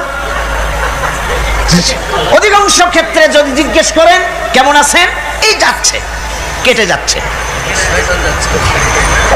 আপনার যত অসুখ হোক আগে বলেন আলহামদুলিল্লাহ, তারপরে অসুখের কথা বলেন। আপনার যদি কোনো অসুবিধা থাকে আগে আলহামদুলিল্লাহ কন, তারপরে অসুখের কথা কন। হযরত সুফিয়ান সাউরি রাহমাতুল্লাহ আলাইহি আল্লাহর একজন জবরদস্ত ওলি ছিলেন। একবার তার সামনে এক মুরিদ এসেছে, মাথায় একটা বড় রুমাল খিসা বান্দা। জিজ্ঞেস করলেন, মিয়া তোমার এই মাথাটা এরকম বান্দা কেন? কয় যে হুজুর, মাথার যন্ত্রণায় অস্থির হয়ে গেছি, সেই জন্য মাথাটা বাঁধে রাখছি। এরকম ব্যথা কয়দিন হয়েছে? কয় যে না, সবসময় হয় না, বছরে 2-1 হইলেও পারে, না হইলেও পারে।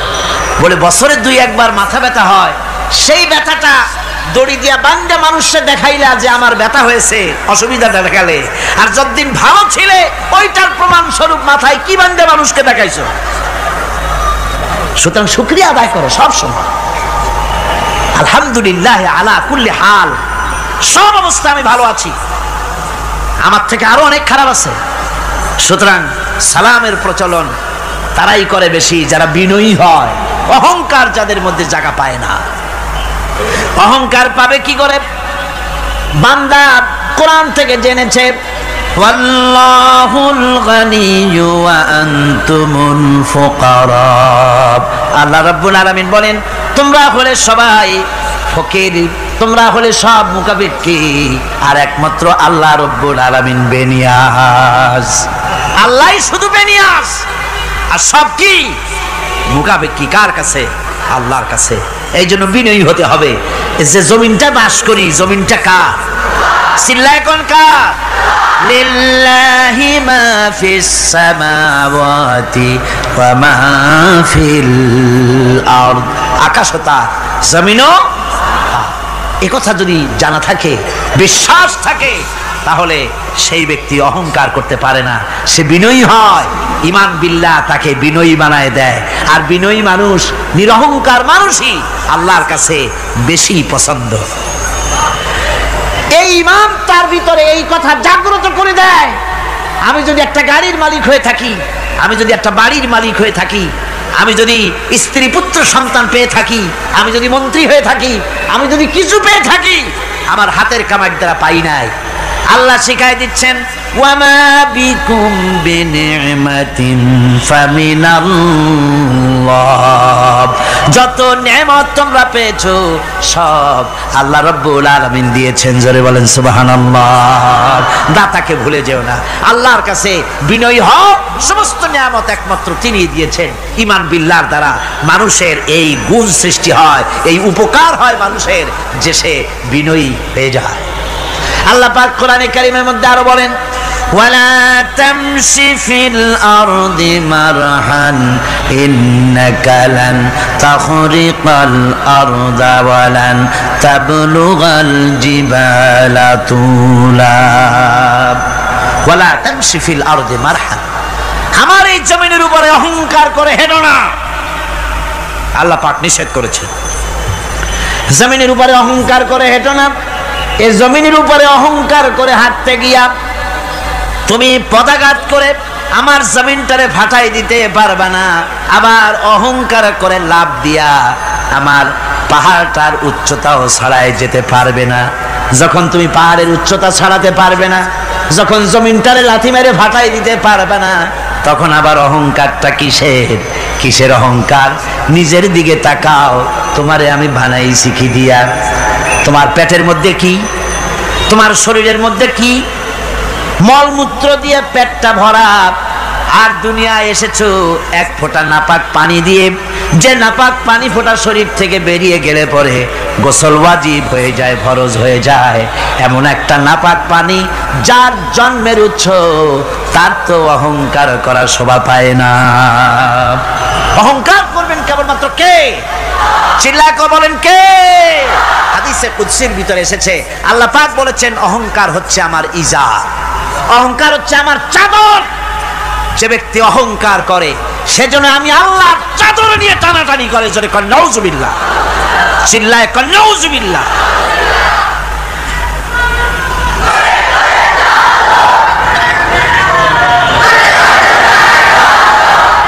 আমার বন্ধুগণ, আল্লাহ রাব্বুল আলামিন কোরআনে কারীমের মধ্যে বলেছেন, আমার সঠিক বান্দা যারা অহংকার তাদের মধ্যে থাকে না। ওয়াইবাদুর রাহমানিল্লাযীনা ইয়ামশুনা আলাল আরদি হাওনা।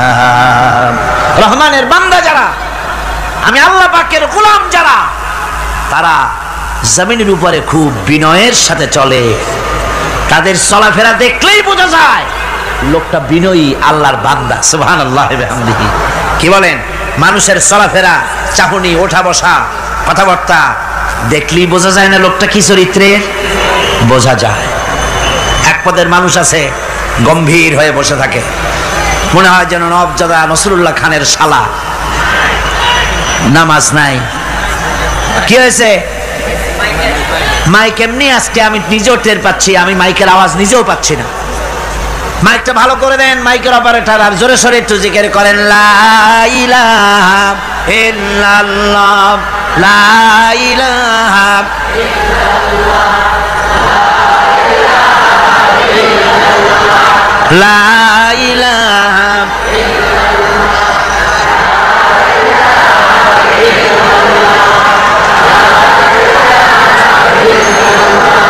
বসেন, বসুন। লা ইলাহা ইল্লাল্লাহ, লা ইলাহা ইল্লাল্লাহ, লা ইলাহা ইল্লাল্লাহ,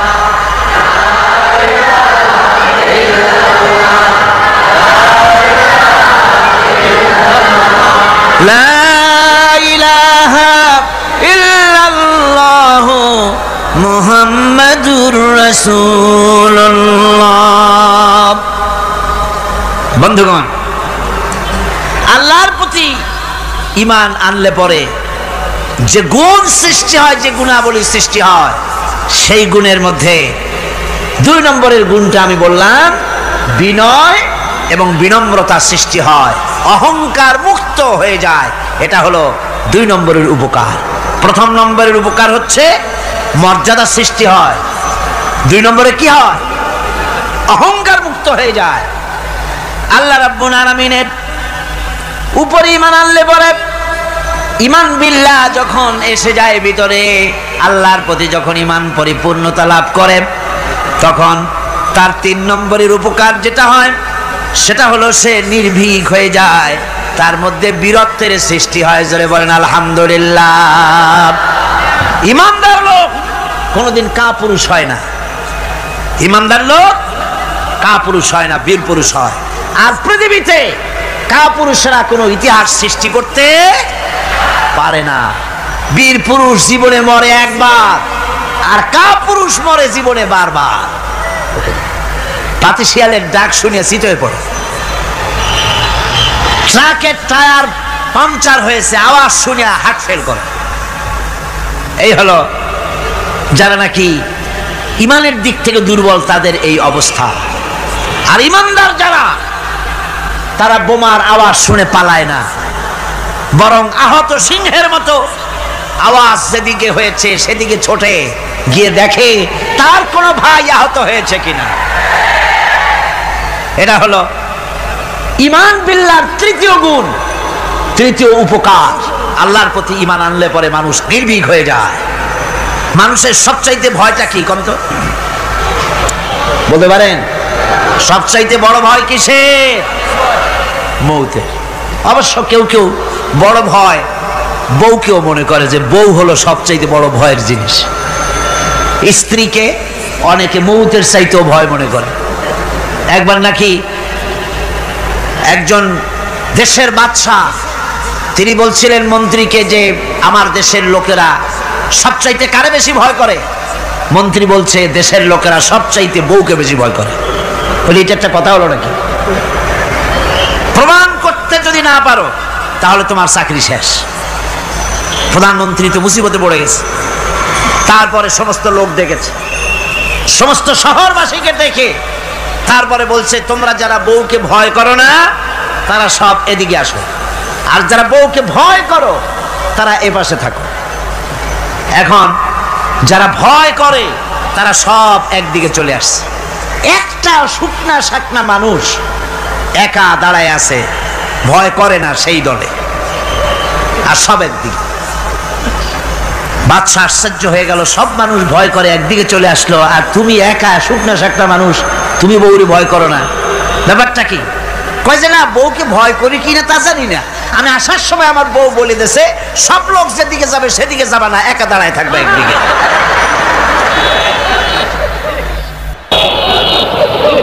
কাজেই মানুষেরা ভয় করার ব্যাপারে ভয়ের নানান রকমের দিক আছে, কিন্তু প্রকৃতপক্ষে এটা একটা উপমা দিলাম আমি মাত্র। প্রকৃতপক্ষে মানুষের কাছে সবচাইতে বড় ভয় হলো মৃত্যুর ভয়। সবচাইতে ভয় কিসের ভয়? মানুষের ভিতরে যখন ঈমান বিল্লাহ এসে যায়, আল্লাহর প্রতি যখন সে পরিপূর্ণরূপে ঈমান যখন আনে, তখন তার ভিতরে এই চিন্তা আসে মৃত্যু তো আমার হবে, মৃত্যু থেকে পালাবার উপায় নাই। পালাবার উপায় যদি থাকতো তাহলে না হয় অবশ্যই ভয় পেতাম না, কিন্তু মৃত্যু থেকে তো পালাতে পারবো না, তখন কাপুরুষ হবো কেন? তখন তো বীর পুরুষের মতো জীবন দিতে হবে। কিসের মতো দিতে হবে জীবন? আল্লাহ রাব্বুল আলামিন কোরআনে কারীমের মধ্যে বলে রেখেছেন, ঈমানদার লোক আল্লাহরে যে বিশ্বাস করে তার বড় উপকার হলো মওতকে পরোয়া করে না। মওতকে পরোয়া করে না বলে তার পক্ষে সমস্ত কাজ সহজ হয়ে যায়। কোরআন বলতেছে, কুল ইন্নাল মাউতাল্লাযী তাফিরুনা মিনহু ফাইন্নাহু মুলাকীকুম। মরণ তোমার, মরণ থেকে পালাও তুমি, মরণ তোমায় লইবে ঘিরি। মরণ থেকে পালাও তুমি, মরণ তোমায় লইবে ঘিরি। যদিও সুদূর আকাশ পানে লুকাও সেথায় লাগিয়ে ছিড়ি। হে মহারোগের চিকিৎসক নাই, নাই সে ঔষধ জগতে, খুঁজিয়া কাতর হইলে কি হবে, পারিবে না তারে ফিরাতে। এ মৃত্যু আসবেই, মৃত্যুর হাত থেকে বাঁচবার কোন উপায় যখন নাই, তখন সেই মওত কাপুরুষের মওত কেন হবে? ঈমান এই উপকার করে মানুষকে, বুকটারে বড় বানায় দেয়। মানুষ শুকনা হতে পারে কিন্তু কলিজাটা বিরাট হয়, তার কলিজাটা বড় হয়ে যায়, আল্লাহর ভয় তার মধ্যে আসে। যেহেতু সে জানে, কোরআনে কারীমের মধ্যে আল্লাহ পাক বলেছেন, আইনামা তাকুনু ইউদরিকুমুল মাউতু ওয়ালাউ কুনতুম ফি বুরুজিম মুশাইয়াদা। আল্লাহ পাক বলেন, দুর্ভেদ্য দুর্গের ভিতরে যদি তুমি পালায় থাকো, মৃত্যু সেখানে গিয়া তোমারে খুঁজে বের করবে, এড়াতে পারবে না। একজন তার বাড়িতে কুত্তা দিয়া বাড়ি ভরে ফেলেছে। ঘরের কুত্তা, খাটের নিচে কুত্তা, ড্রয়িং রুমে কুত্তা, বেডরুমে কুত্তা। তার বন্ধু এসে বলে, ভাই তোমার বাড়ি এত কুত্তা কেন? আগে তো তুমি এত কুত্তা পাগল ছিল না, এত কুত্তা পালতেছো কেন? কয় যে ওয়াজ শুনে আসছে। আশ্চর্য কথা, ওয়াজ শুনে তুমি কুত্তা পালা আরম্ভ করলা? কয় যে না, সব কথা শুনে নাও না আগে। বলে কি? কয় যে ওয়াজের মধ্যে শুনলাম রাসূলুল্লাহ বলেছেন যে বাড়িতে কুত্তা থাকে ঘরের মধ্যে আর প্রাণীর ছবি থাকে, ওখানে নাকি ফেরেশতা আসে না। তা আমি কুত্তা রেখে দিছি, ঘরের থেকে বাইর হই না, আজরাইল আসতেও পারবে না, আমার জানও কবজ হবে। বন্ধু ছিল খুব চালাক। বন্ধু কয় যে, ও কুত্তাওয়ালা বন্ধু, বুঝলাম আজরাইল আসবে না, কিন্তু কুত্তা কি কিয়ামত পর্যন্ত বাঁচে না মরে? কয় যে না ভাই, কুত্তা তো মরে। কয় কুত্তা মারে যে ফেরেশতায়, তোমারে মারবে সেই ফেরেশতায়। পালাবা কেমনে? পালাবার উপায় নেই। যেখানেই থাকে, বাড়িতে হোক, গাড়িতে হোক, দেশে হোক, বিদেশে হোক, মৃত্যু যখন আসবে, মৃত্যুর হাত থেকে এড়াবার কোন উপায়। আমার বন্ধুগণ, মৃত্যু থেকে বাঁচবার কোনো উপায় নাই। এজন্য এই ক্ষণস্থায়ী জীবনের সুখময়, অনন্তকাল সুখময় জীবনকে মানুষেরা, ইমানদার লোকেরা জলাঞ্জলি দিয়ে চির সুখময় আল্লাহর জান্নাতে যাওয়ার জন্য জীবন দিতে মোটেও তাদের বাধে না। জীবন দিতে হবে আল্লাহর রাস্তায়। যখন মরবই, বাসা যখন যাবে না, বাসা কি যাবে? চিল্লায় কোন যাবে? রাসূলুল্লাহ যখন বাঁচেন নাই, কত বড় কথা। আল্লাহ রসুল যখন বাঁচেন নাই, তো পৃথিবীতে কে বাঁচবে? রসুলের যখন ইন্তেকাল হয়েছে, সবাইকে মরতে হবে, কোনো সন্দেহ নাই। সন্দেহ আছে? মরা লাগবে। সেই মৌতটা ঈমান বিল্লাহ, আল্লাহর প্রতি ঈমান আনলে পরে ওই মৌতের ভয় আর থাকে না। মনটা তখন নির্ভীক হয়ে যায়, সে বীর হয়ে যায়। তখন তার মন বলে, মরা যখন লাগবে, জীবনটা যিনি দিয়েছেন তার জন্য দিয়ে দেই না কেন? জীবন যিনি দিয়েছেন তার জন্য দিয়ে দেই। বদরের যুদ্ধ, রাসূল করিম সাল্লাল্লাহু আলাইহি ওয়াসাল্লাম লোক তৈরি করতেছেন, সৈন্য রিক্রুট করতেছেন। বদরের যুদ্ধ, আমার ভাইরা, চারটিখানি কথা নয়। বদরীদেরকে আল্লাহ মাফ করে দিয়েছেন। যেরকম সুবহানাল্লাহ। বদরের যুদ্ধ বড় মারাত্মক যুদ্ধ। এ জিহাদ হবে, বাপ তরবারি ধরবে ছেলের বিরুদ্ধে। মক্কা থেকে ছেলে আসছে কাফের, ছেলে তরবারি ধরবে বাপের বিরুদ্ধে, মামু ধরবে ভাগ্নার বিরুদ্ধে, ভাই ধরবে ভাইয়ের বিরুদ্ধে। এটা কি আপনি সোজা মনে করেন? কোন সোজা মনে করেন? আমার বন্ধুগণ, বদরের যুদ্ধ শেষ হয়ে যাওয়ার পর হযরতে আবু বকর সিদ্দিক রাদিয়াল্লাহু তাআলা আনহুর সঙ্গে ছেলে আব্দুল্লাহর দেখা হয়ে গেল। ছেলে তখনও কাফের। ছেলে বলে, বাবাজি, আমার আব্বা আবু বকর বদরের প্রান্তরে, আমি আমার তরবারির সামনে আপনাকে কয়েকবার পেয়েছিলাম, কিন্তু আপনি আমার পিতা বলে আমি কিছুই করতে পারি নাই। হযরতে আবু বকর বলেন, আব্দুল্লাহ রে শোনো, আল্লাহর কসম করে বলি, তুমি তো আমার তরবারির সামনে পেয়ে ছেড়ে দিয়েছো, কিন্তু আমি আমার বাবুদের কসম করে বলি, বদরের মাঠে একটি বারও যদি আবু বকরের চোখের সামনে তুমি পড়ে যেতে, আল্লাহর কসম আমার তরবারি তোমারে মাফ করে দিত না। তুমি কাফের, আমি মুসলমান। তোমার সাথে আমার সম্পর্ক পিতা পুত্রের স্নেহের সম্পর্ক হতে পারে তখন যখন আদর্শের প্রশ্ন মিল হবে, নইলে তুমি কাফের, আমি মুমিন। পিতা হিসাবে স্নেহ তোমার যেটা পাওয়া দরকার আমার কাছে, সেই স্নেহ থেকে তুমি বঞ্চিত থাকবে। এই যুদ্ধে সৈন্যদেরকে রিক্রুট করা সোজা ব্যাপার ছিল না। হুজুর সাল্লাল্লাহু আলাইহি ওয়াসাল্লাম সাহাবীদেরকে তৈরি করতেছেন জিহাদের জন্য। কিভাবে কথাটা পারবেন, হুজুর কথা গোছায় বলতেছেন। হযরত বর্ষিয়ান সাহাবী হযরত মিকদাদ রাদিয়াল্লাহু তাআলা আনহু হুজুরের অবস্থা বুঝতে পারতেছেন।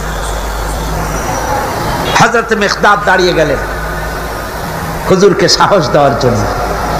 হযরত মিকদাদ দাঁড়িয়ে গিয়ে বলছেন, ইমদি বিনা ইয়া রাসূলুল্লাহ হাইসুমা তাশা, আয় হাইসুমা আমারাকাল্লাহ। হে রাসূল, আপনি আমাদের নিয়ে চলুন যেদিকে আপনার খুশি, অর্থাৎ আল্লাহ আপনাকে আমাদেরকে নিয়ে যেদিকে যেতে বলেন সেদিকে নিয়ে যান। ইন্না লা নাকুলু লাকা কামা ক্বালা বনি ইসরাঈল লিমূসা আলাইহিস সালাম, ইযহাব আনতা ওয়া রাব্বুকা ফাকাতিলা ইন্না হাহুনা কাঈদুন। আমরা মুসা আলাইহিস সালামের উম্মত না। সুবহানাল্লাহ। হুজুর কি খুশি হচ্ছেন এই বক্তৃতা শুনিয়া, মিকদাদের বক্তৃতা শুনে হুজুর কি খুশি হচ্ছেন। হযরত মিকদাদ বলছেন, হুজুর আমরা মুসা আলাইহিস সালামের উম্মত না, মুসা আলাইহিস সালামের উম্মতেরা বলেছিলেন, হে মুসা তুমি আর আল্লাহ আর জিবরাইল এই তিনজনই গিয়ে ফেরাউনের মোকাবেলা করো, আমরা পারবো না। আমরা এই কথা বলবো না, বল ইযহাব আনতা ওয়া রাব্বুকা ফাকাতিলা ইন্না মাআকুমা মুকাতিলুন। হে রাসূল, বরং আমরা বলি আপনি চলুন আমাদেরকে নিয়ে, আপনার রব আপনাকে যেদিকে যেতে বলে আমাদেরকে নিয়ে চলুন, আমরা আপনার সাথে থেকে কাফেরদের বিরুদ্ধে লড়াই করব, তরবারি চালাবো ততক্ষণ পর্যন্ত মা দামাত আইনু মিন্না তাতাররাফ, যতক্ষণ পর্যন্ত থামো, যতক্ষণ পর্যন্ত চোখের একটা পাতাও নড়ে, যতক্ষণ পর্যন্ত চোখের একটা পলক পড়ে, ততক্ষণ পর্যন্ত যুদ্ধ চালাতে থাকবে। রব্বানা যালামনা আনফুসানা ওয়া ইন লাম তাগফির লানা ওয়া তারহামনা লানাকুনান্না মিনাল খাসিরিন। আয় আল্লাহ তাআলা, লক্ষ লক্ষ মুসলমান নিয়ে তোমার দরবারে আমরা হাত তুলেছি, তোমার বান্দা বান্দিরা মিলিতভাবে হাত তুলেছি, কোরআনে কারীমের কথা শুনছি, জিকির আজকার করেছি, তেলাওয়াত করেছি। মেহেরবানি করে সওয়াবটুকু জনাবে মুহাম্মদ রাসূলুল্লাহ সাল্লাল্লাহু আলাইহি ওয়াসাল্লামের রূহ মুবারকে পৌঁছায় দাও। রব্বুল আলামিন, আমাদের মধ্য থেকে মা বাপ যাদের দুনিয়া থেকে বিদায় হয়ে গেল, মা বাপের কবরগুলিকে জান্নাতের টুকরায় পরিণত করে দাও। রব্বির হামহুমা কামা রব্বায়ানি সাগীরা। পড়েন সবাই, রব্বির হামহুমা কামা রব্বায়ানি সাগীরা।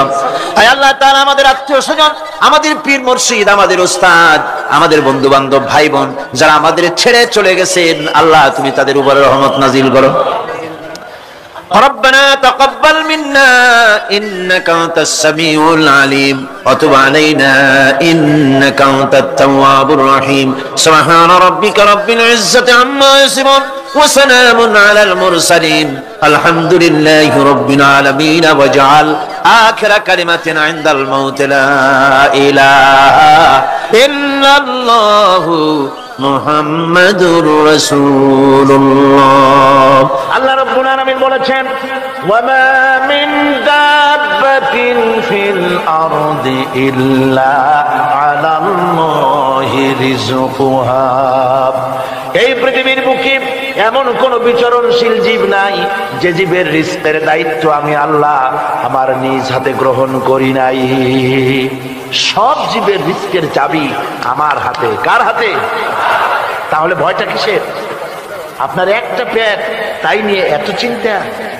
অথচ এই পৃথিবীতে আল্লাহ পাক বলেন অসংখ্য প্রাণী আছে যাদের কোনো সঞ্চয় নাই। শকুন, শকুনের মরা গরু অনেকগুলি ব্যাংকে জমা আছে নাকি? কবে কোথায় একটা মরা গরু পাইছে আর খোঁজ নাই, খবর নাই। ওগুলা কি না খাইয়া মরতে দেখছেন রাস্তায় পথে ঘাটে? সুবহানাল্লাহ। অসংখ্য প্রাণী এভাবে দুনিয়া আছে।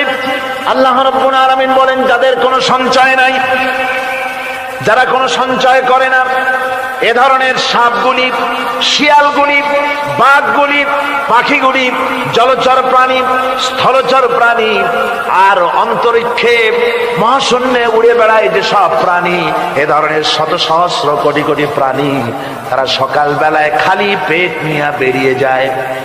খালি পেট নিয়ে সকাল বেলায় বেরিয়ে গেল, আবার সন্ধ্যায় যখন বাসায় ফেরে সমস্ত প্রাণীগুলির পেট আল্লাহ রাব্বুল আলামিন ভরে দেন। সুবহানাল্লাহ। একটা প্রাণীও খালি পেটে বাড়ি ফেরে না। সুবহানাল্লাহ, সুবহানাল্লাহ।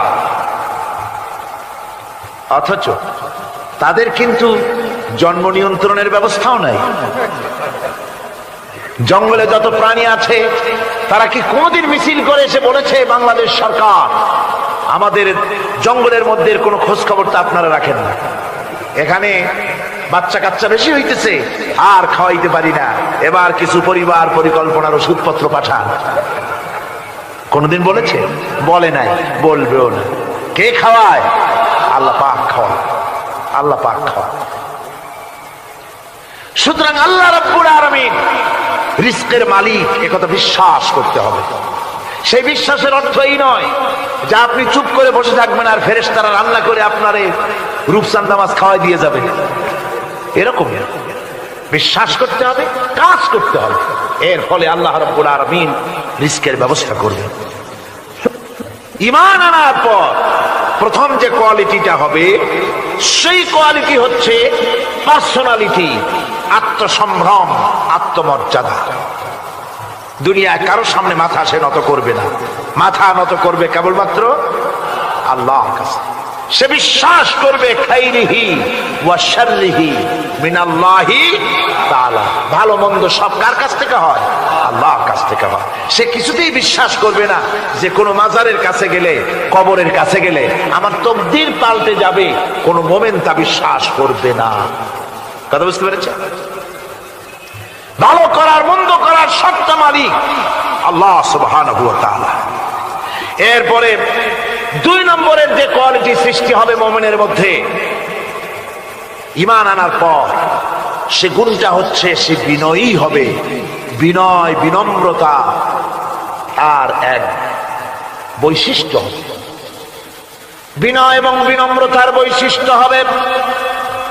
তার কারণ হচ্ছে ঈমান আনার পরে সে জানতে পেরেছে আল্লাহ রাব্বুল আলামিনের কর্তৃত্ব থেকে বেরিয়ে আসার ক্ষমতা কারো নাই। অহংকার করে যাব কোথায়? আস্ফালন করে যাব কোথায়? আল্লাহর রাজত্বের বাইরে, আল্লাহর ক্ষমতার বাইরে যাওয়ার ক্ষমতা তো কারোই নাই। সুতরাং অহংকার তার মধ্যে জায়গা পাবে না। আল্লাহ পাক দুনিয়ার সমস্ত মানুষের জিনকে পরিষ্কার করে বলেছেন, ইয়া মাশারাল জিন্নি ওয়াল ইনস ইন ইসতাতা'তুম আন তানফুযু মিন আকতারিস সামাওয়াতি ওয়াল আরদ فانفذوا لا تنفذون إلا بسلطان। হে পৃথিবীর মানুষেরা আর জেনেরা, যদি সম্ভব হয় আমার আকাশের নিচের থেকে, জমিনের উপর থেকে বেরিয়ে যা।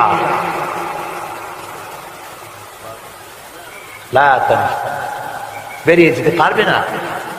আমি আকাশ এবং জমিন থেকে যদি সম্ভব করতে পারো বেরিয়ে যা। আর যদি কোনো আকাশ থাকে তার নিচে যা, আর যদি কোনো জমিন থাকে তার উপরে যাও।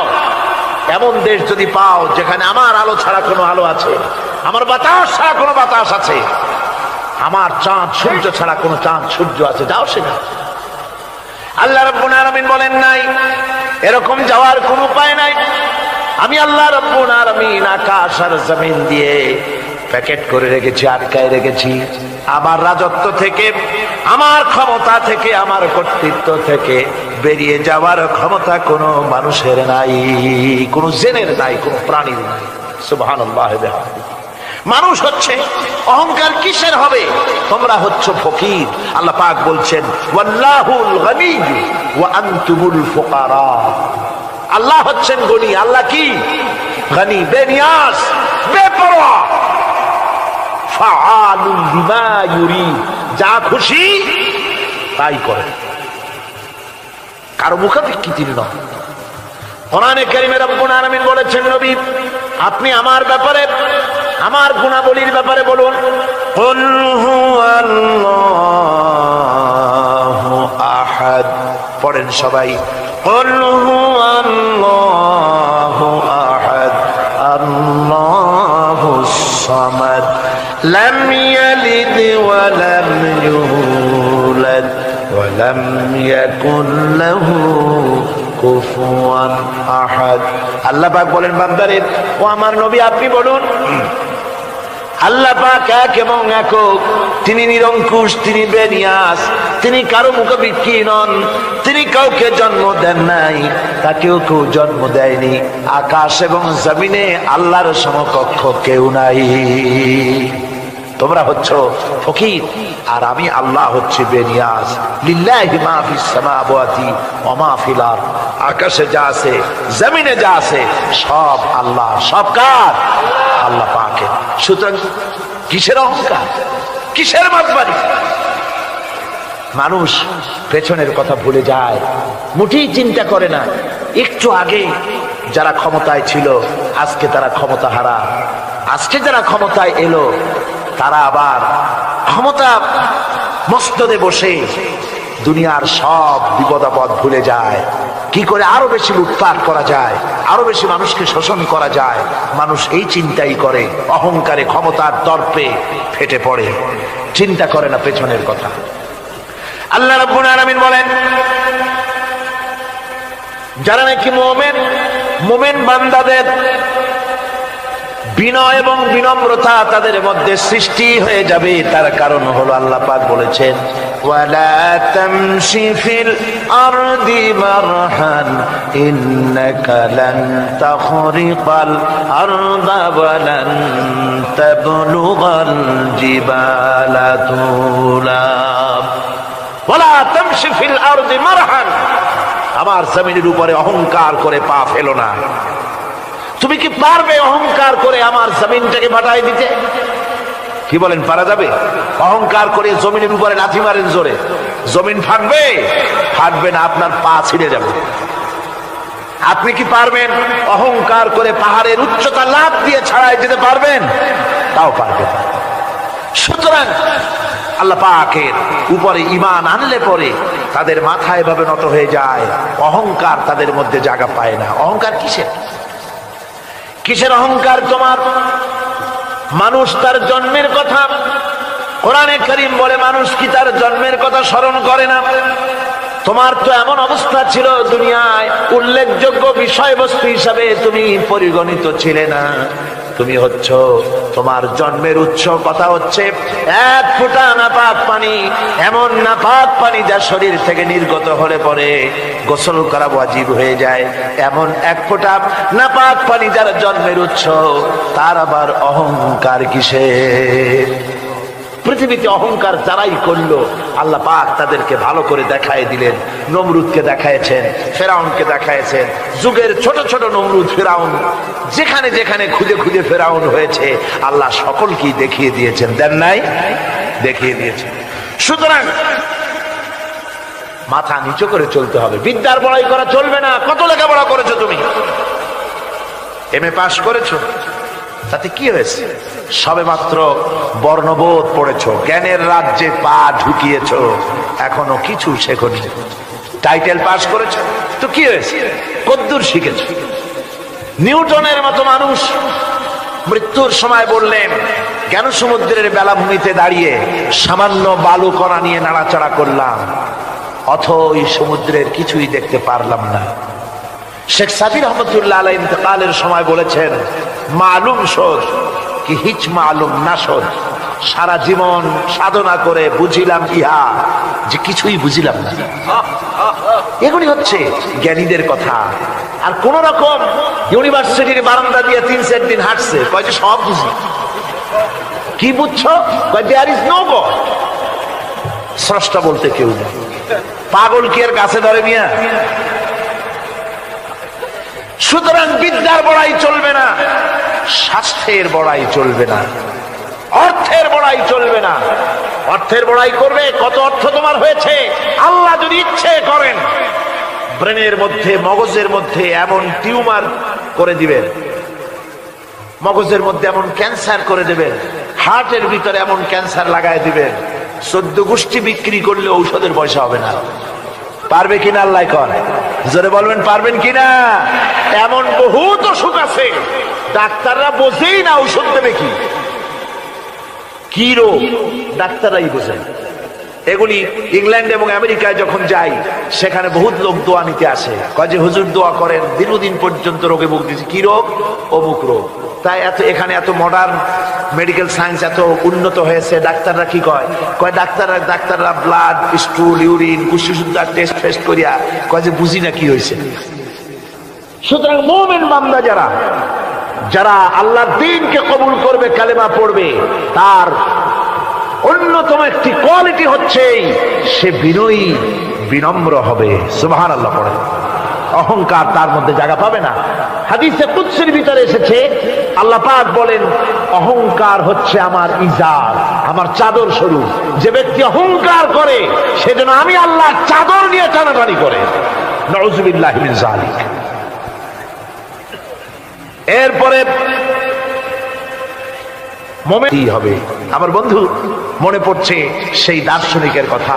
একজন দার্শনিক নৌকায় চড়ে যাচ্ছে কোথাও, তো নৌকায় চড়ে যাচ্ছে, দার্শনিক একা, মাঝি নৌকা বাঁধছে। দার্শনিক মানুষ তো, মাথার মধ্যে দর্শন গিজগিজ গিজগিজ করছে, কথা বলার লোক পায় না। এখন মাঝির সাথেই কথা বলার সিদ্ধান্ত নিল। শেষ পর্যন্ত বলল, রে মাঝি, কত বছর নৌকা চালাও? তা তো বহুত বছর, জীবনটাই কাটাই দিলাম। তা ভূগোল চেনো? ভূগোল কখনো দেখেছো? কই যে না, ভূগোল আমি দেখবো কোথাতে, আমি হলাম গরিব মানুষ, এগুলি ধনীদের কাম, তারা হয়তো খায় টায়, আমি ভূগোল দেখিও নাই খাইও নাই। বলে আশ্চর্য কথা, ভূগোল মানুষে খায় নাকি? জীবনটা তো চারে নেই, নষ্ট করে ফেলাইছে। মাঝি দাঁতগুলো বাইর করে দিয়ে বলতেছে, স্যার হইতেও পারে। কিছুক্ষণ পর দার্শনিক বলছে, এই বেটা, দর্শন বোঝো? স্যার খামোখাই শরম দিচ্ছেন, এ সমস্ত বড় লোকের খাবার, ওগুলি আমার সামনে বলে লাভটা কি? আমরা গরিব মানুষ, এগুলি আমরা কোনোদিন দেখিও নাই, খাইও নাই। দার্শনিক বলছে, বেটা বেওকুফ, দর্শন মানুষে বুঝি খায়? তোর জীবন আটা নাই মিশা। মাঝি কয়, হইতেও পারে। এবার দার্শনিক বলছে, এই বেটা, কিছুই তো জানো না, খালি দাব বাই করো, ইতিহাস চেনো? মাঝি বলছেন, স্যার এইবার একটা কথা বলছেন যেটার সাথে কিছুটার মিল আছে, আমি খাইছি।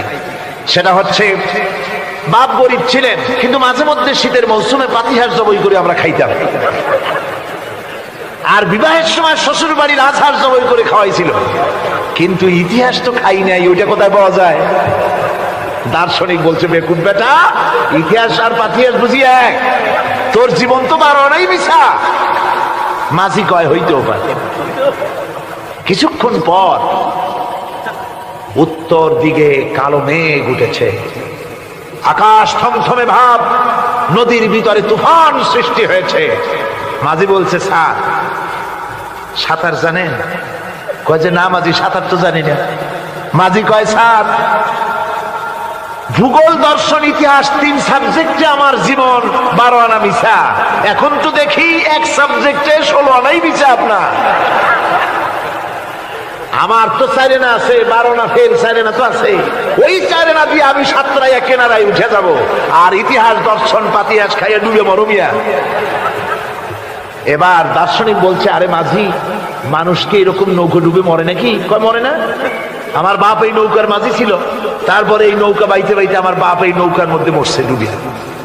আচ্ছা, তোমার দাদা? আমার দাদাও মাঝি ছিল, এই নৌকা বাইতে গিয়ে সেও মরছে। তোমার নানা? আমার নানাও এরকম নৌকা বাইয়া এরকম মাঝি হয়ে মরছে। দার্শনিক কয়, তুমি তো দারুণ বেহায়া, যে নৌকায় তোমার বাপ মরলো, দাদা মরলো, সেই ব্যবসা তুমি ছাড়তে পারো নাই, তুমি তো দারুণ বেহায়া। মাঝিরও বুদ্ধি কম না। মাঝি কয় যে, স্যার আপনার বাপ জিন্দা আছেন? কয় না, মারা গেছেন। কোথায় মরছে? ঘরের মধ্যে খাটের উপরে চিত হইয়া আরামসে মারা গেছেন। আপনার দাদা?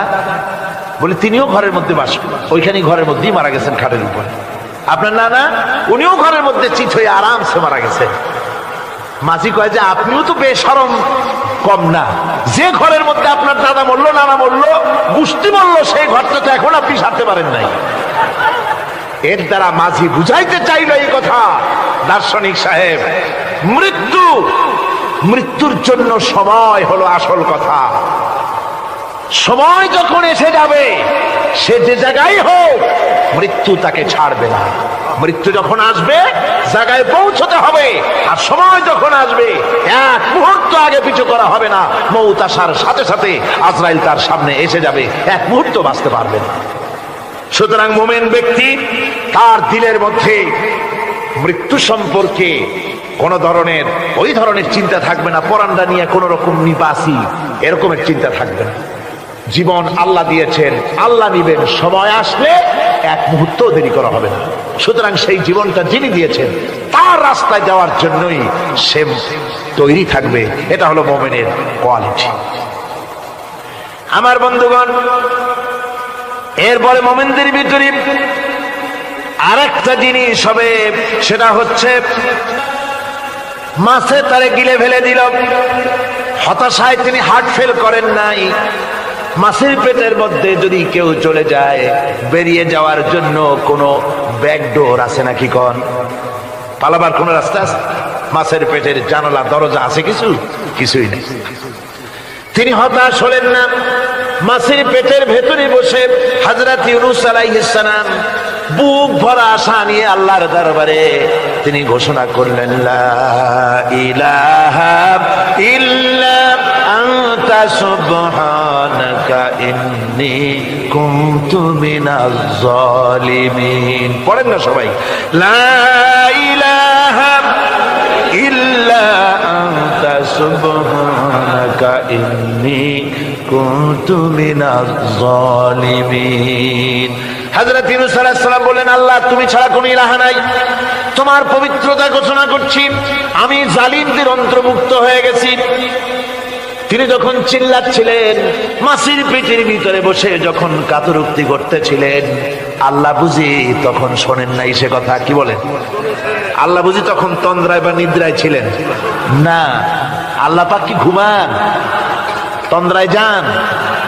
লা তাখুযুহু সিনাতুন ওয়ালা নাওম। আল্লাহ রাব্বুল আলামিন বলেন, কোন তন্দ্রা বা নিদ্রা আল্লাহ রাব্বুল আলামিনকে স্পর্শ করে না। হযরত ইউনূস আলাইহিস সালাম যখন মাছের পেটের ভিতরে বসে চিৎকার মারলেন, আল্লাহ পাক বলেন, ইউনূস রে, তোমার ওই ডাক কেউ শোনে নাই, দুনিয়ার কোন রাজা বাদশাহ শোনে নাই, দুনিয়ার কোন বন্ধু বান্ধব তোমার শোনে নাই, কিন্তু আমি তোমার আরশের মালিক, আমি রব্বুল আলামিন শুনেছি। শুধু শুনি নাই, সঙ্গে সঙ্গে জবাব দিয়ে দিয়েছি। ফাস্তাজাবনা লাহু ওয়া নাজ্জাইনাহু মিনাল গাম্মি। পড়েন, ফাস্তাজাবনা লাহু ওয়া নাজ্জাইনাহু মিনাল গাম্মি ওয়া কাযালিকা নুনজিল মুমিনিন। আল্লাহ পাক বলেন, আমি জবাব দিলাম। মাছের পেটের ভিতরে বেদনা শুরু হয়ে গেল। মাছ আর তলদেশে শুয়ে থাকতে পারলো না, সাঁতরাতে পারলো না, মাছ ভেসে উঠল উপরে। পেটের যন্ত্রণায় মাছ কিনারায় চলে এসে বমি করে দিতে পারলে যেন বাঁচি, এই অবস্থা মাছের হলো। কিনারায় চলে এলো, বমি করে ইউনূস আলাইহিস সালামকে ফেলে দিল। মাছও বাঁচলো, ইউনূস আলাইহিস সালামও বাঁচলো। আল্লাহ রাব্বুল আলামিন বলেন, মুমিনেরা শোনো, শুধু ইউনূসকে নয়, ওয়া কাযালিকা নুনজিল মুমিনিন। এইভাবে করে মুমিন বান্দারা যদি আমাকে ডাকে, আমার কাছে যদি হাত ফাইলায়, আমি আল্লাহ রাব্বুল আলামিন মুমিনদের এভাবে বিপদ মুক্ত করে দেই। আল্লাহ পাক বিপদ মুক্ত করে দেন। ওয়া ইয়াত্তাকিল্লাহা ইয়াজআল লাহু মাখরাজা। আল্লাহকে যে ভয় করে, আল্লাহ তার জন্য রাস্তা খুলে দেন। জোরে কোন সুবহানাল্লাহ। দেখেন, ইউসুফ আলাইহিস সালাম, জুলাইখা তাকে আটকায় ফেলেছে ঘরের মধ্যে, তালা দেওয়া, খিল দেওয়া, ছিটকানি মারা, পালাবার পথ নাই, চতুর্দিকে উলঙ্গ নগ্ন চিত্র। আর এই সুন্দরী যুবতী নারী জুলাইখা তার প্রেম নিবেদন করেছে হযরত ইউসুফের কাছে।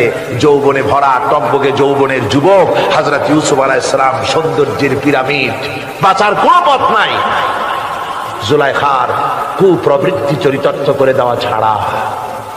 কিন্তু হযরতে ইউসুফ আলাইহিস সালাম আল্লাহ রাব্বুল আলামিনকে ডাকলেন, হতাশায় ভেঙে পড়লেন না, আল্লাহকে ভয় করলেন, আল্লাহকে ডাকলেন। আল্লাহকে ডেকে, আল্লাহকে ভয় করে তালাবদ্ধ দরজার দিকে যখন দৌড় মারলেন, রব্বুল আলামিন আপন কুদরতে দরজার তালাগুলি খুলে দিলেন। ভাইরা আমার, এভাবে করে মুমিনেরা কখনো হতাশ হয় না। ফাইন্না মাআল উসরি ইউসরা, ইন্না মাআল উসরি ইউসরা। মনে রাখতে হবে, দুঃখ কষ্টের সাথে থাকে সুযোগ সুবিধা, আর প্রত্যেক অসচ্ছলতার সাথে থাকে উদার সচ্ছলতা।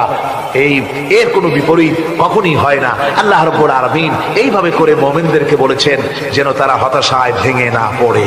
তোমার কাছে আছে, وَإِذَا سَأَلَكَ عِبَادِي عَنِّي فَإِنِّي قَرِيبٌ।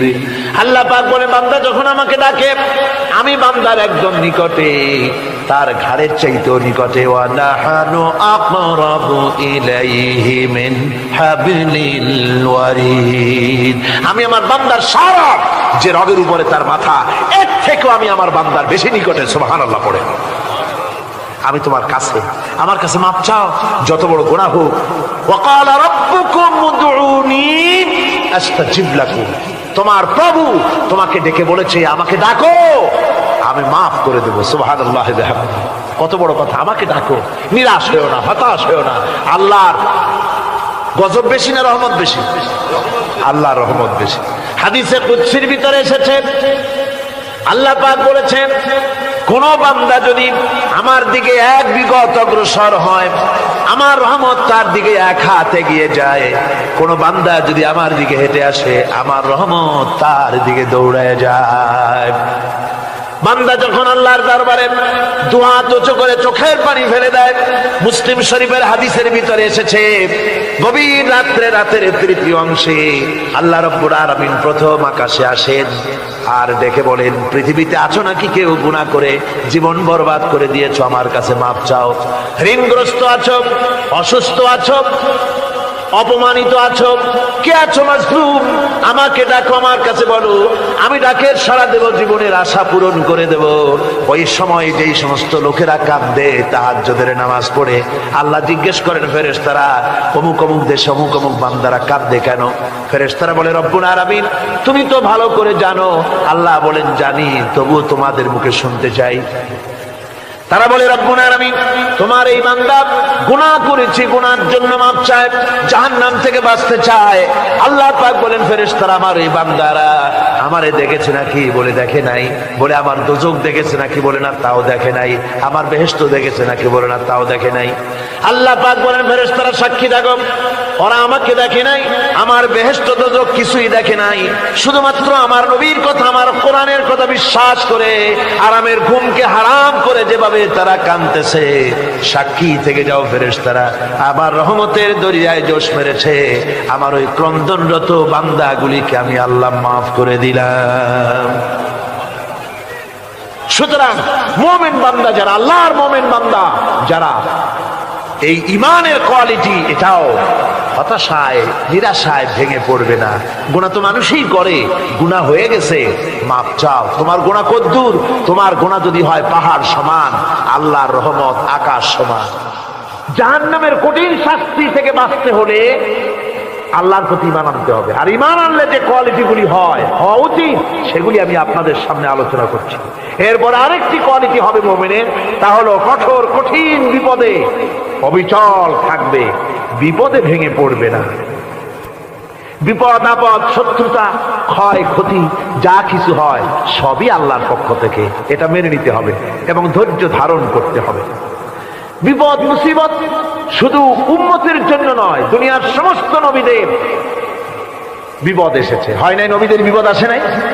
কোরআনে কারীম থেকে শুনুন, আল্লাহ রাব্বুল আলামিন বলেন, ওয়া কাযালিকা জাআলনা লিকুল্লি নাবিয়্যিন আদুওয়াম মিনাল মুজরিমিন। আল্লাহ পাক বলেন, এমনি করে আমি সকল নবীদের শত্রু বানিয়ে দিয়েছি সব পাপিষ্ঠ আর অপরাধ প্রবণ লোকদেরকে। প্রত্যেক যুগে নবীদের শত্রু ছিল, প্রত্যেক যুগে নবীদের কি ছিল? শত্রু ছিল। সে শত্রু কারা ছিল? আল্লাহ পাক বলছেন, নবীদের শত্রু ছিল পাপিষ্ঠ আর অপরাধ প্রবণ লোক, এরাই ছিল নবীদের দুশমন। রাসূলগণের অবস্থা যদি এই হয়, তাহলে তার উম্মত, ওই দিনের ধারক বাহক যারা, তাদের বুঝি বিপদ আপদ হবে না নাকি? হবে কিনা? তো ইসলামের বিরোধিতা যারা করে, কোরআনের পরিভাষায় বলা হয়েছে ইসলামের দুশমন, নবীদের দুশমন। দুনিয়ার সব পাপিষ্ঠ আর অপরাধ প্রবণ লোকেরাই ইসলামের দুশমন হয়, নবীদের দুশমন হয়। আজও দেখেন, আজও তাকিয়ে দেখেন, ইসলামী আন্দোলনের বিরোধিতা যারা করে তারা পাপিষ্ঠ চরিত্রের কিনা, তাকায় দেখেন, খুঁজে দেখেন, সর্বত্র খুঁজে দেখুন, খুঁজে দেখুন। যারা ইসলামী আন্দোলনের বিরোধিতা করে, যারা ইসলামকে মিটিয়ে দেওয়ার চেষ্টা করতেছে, যারা ইসলামকে মৌলবাদ বলে, ইসলামকে সাম্প্রদায়িক বলে, কোরআনে কারীমের কথা কত স্পষ্ট যে নবীদের দুশমন হয়, ইসলামের দুশমন হয় মুজরিম লোকেরা, অপরাধ প্রবণ আর পাপিষ্ঠ লোকেরা। আজও আমরা দেখতে পাই এই শ্রেণীর লোকেরা পাপিষ্ঠ এবং সবচাইতে সমাজের নিকৃষ্ট ধরনের চরিত্রহীন লোক। নামাজ নাই। আপনি খুঁজে দেখেন ইসলামী আন্দোলনের বিরোধিতা যারা করছে, যারা নেতৃত্ব দিচ্ছে, নামাজ নাই, রোজা নাই, চরিত্র নাই, হজ নাই, যাকাত নাই, মদ, জুয়া, জেনা, ব্যভিচার ইত্যাদিতে লিপ্ত, চেহারা দেখলে ছেলেপেলেরা 2 গ্লাস পানি খায় ভর ছোটে। কথা ঠিক কিনা কর? এই হলো অবস্থা। মারে কেন? মুমিনদেরকে, পয়গম্বরদেরকে, সাহাবীদেরকে এবং ঈমানদারদেরকে মারে কেন? তার কারণ হচ্ছে আল্লাহ রাব্বুল আলামিন বলেছেন, ওয়া মা নাকামু মিনহুম ইল্লা আইয়ুমিনু বিল্লাহিল আজিজিল হামিদ। কাফিররা ঈমানদার লোকদেরকে অন্য কোন অপরাধী নির্যাতন চালায় না, নির্যাতন চালায় শুধু এই কারণে যেহেতু মুমিন লোকেরা পরাক্রমশালী, আল্লাহ রাব্বুল আলামিনের দ্বীনকে কায়েম করতে চায়, তার উপরে ঈমান এনেছে, এই কারণেই তারা মারে। ঠিক কিনা কর? যুগে যুগে নবীদের উপরে, সাহাবীদের উপরে যে অত্যাচার হয়েছে, সে অত্যাচার এই কারণেই হয়েছে, অন্য কোনো কারণে নয়। এই কঠিন বিপদে অবিচলতা এবং ধৈর্যের দৃষ্টান্ত নবীগণ পেশ করেছেন পৃথিবীর বুকে। আমরা দেখেছি ইব্রাহিম আলাইহিস সালামকে আগুনে ফালানো হয়েছে, আছে না কোরআন শরীফে? আমি কিন্তু গল্প করতেছি না, সব কোরআনের কথা। কিসের কথা? ইব্রাহিম আলাইহিস সালামকে আগুনে ফালানো হচ্ছে। অপরাধ কি? অপরাধ হচ্ছে হযরত ইব্রাহিম আলাইহিস সালাম দাওয়াত দিয়েছেন, লা ইলাহা ইল্লাল্লাহ। জোরে পড়েন, লা ইলাহা ইল্লাল্লাহ, লা ইলাহা, লা ইলাহা ইল্লাল্লাহ মুহাম্মাদুর রাসূলুল্লাহ। হযরত ইব্রাহিম আলাইহিস সালাম দ্বীনের দাওয়াত দিয়েছেন, এক আল্লাহর দাওয়াত দিয়েছেন, ঈমানের দাওয়াত দিয়েছেন। আর কোন অপরাধ ছিল না। নমরুদ সহ্য করতে পারলো না। কোরআনে কারীমের মধ্যে সব কথাগুলি আল্লাহ পাক এই জন্য বিধৃত করেছেন, এই জন্য কোরআনে কারীমের মধ্যে সব কথা উঠায় দিয়েছেন, যাতে করে মুমিনেরা বিপদ আসলে পরে যেন ঘাবড়ে না যায়। ইব্রাহিম আলাইহিস সালামকে আগুনে ফালানো হচ্ছে। ফেরেশতা বলছে, ইব্রাহিম তোমারে আগুনে ফালায় দেওয়া হতেছে, আমার কাছে সাহায্য চাও, আমার কাছে ক্ষমতা আছে, আগুনগুলো উঠাইয়া নমরুদের বংশ জ্বালাইয়া দেব। হযরত ইব্রাহিম ফেরেশতার কাছে সাহায্য চাইছিলেন নাকি? তিনি বললেন, ফেরেশতা তোমার কাছে সাহায্য কেন চাইব? আমি তো এমন কোন অন্ধ আল্লাহর ইবাদত করি না যেই অন্ধ স্রষ্টা তার গোলামের দুঃখ দুর্দশা না দেখেন। আমি তোমার কাছে সাহায্য চাইব না। হযরত ইব্রাহিম আলাইহিস সালাম পাশ করলেন। কি বলেন, পাশ করছেন না? ঈমানের পরীক্ষায় পাশ। আগুনের মধ্যে হযরত ইব্রাহিমকে যখন ফেলানো হচ্ছে, রব্বুল আলামিন আগুনের প্রতি নোটিশ করে দিলেন, ইয়া নারু কুনি বারদাও ওয়া সালামান আলা ইব্রাহিম। আগুন আমার ইব্রাহিমের জন্য শান্তিদায়ক, ঠান্ডা হয়ে যা। এখন কি আর আগুনের বাপের ক্ষমতা আছে ইব্রাহিমের পোড়ানো? আর ক্ষমতা নাই। আমার বন্ধুগণ, ইব্রাহিম আগুনের ভিতরে আরামে বসা আছেন, আর ওদিকে নমরুদ বসে বসে দেখতেছে দূর থেকে। ইব্রাহিম তো জ্বলে না, গায়ের মধ্যে আগুন জ্বলে গেল। ডাক দিয়া কয়, আগুন তোর হলো কি? কেন জ্বালাইতে পারিস না আমার দুশমন রে? হলোটা কি তোর? তোর কি জ্বালানো শক্তি বন্ধ হয়ে গেল নাকি? আগুনের ভিতর থেকে জবাব এলো, নমরুদ রে, আমার ভিতরে জ্বালানোর শক্তি আছে কি নাই যদি প্রমাণ করতে চাও, টেস্ট করতে চাও, তুই নিজে আয়, তোরে শুদ্ধ তামাম দুনিয়া জ্বালাই দিতে পারি, ইব্রাহিমের এক গাছা পশমও জ্বালাই দিতে পারি না। তার কারণ হচ্ছে আমি হচ্ছি মাখলুক, আল্লাহ হচ্ছেন খালিক। আল্লাহ আমাকে বলেছেন না জ্বালাতে, তুমি 1000 বার বললেও আমি ইব্রাহিমকে জ্বালাইতে পারবো না। কোরআনে কারিমে ঘটনা বলে মুমিনদেরকে সাহস দেওয়া হচ্ছে, মুমিনেরা দ্বীনের কাজ করতে গিয়ে বিপদ আবাজ আসবে, ঈমানের দাবি হলো বিপদ আসবে, আর বিপদ আসলে ঘাবড়ায় যেও না, মুসিবতে পড়ে চিন্তায় পেরেশানে হয়রান হয়ে যেও না। বিশ্বকবি আল্লামা ইকবাল কি সুন্দর করে বলেছেন, आज भी हो जो इब्राहिम का इमा पैदा आग कर सकती है एक अंदाज गुलिस्तान पैदा। ইব্রাহিমের ঈমান যদি আজিও কোথাও হয় বিদ্যমান করতে পারেন অগ্নিকুণ্ডে খুবসুরত এক গুলিস্তান। আজও যদি আগুনের ভিতরে কোন নমরুদ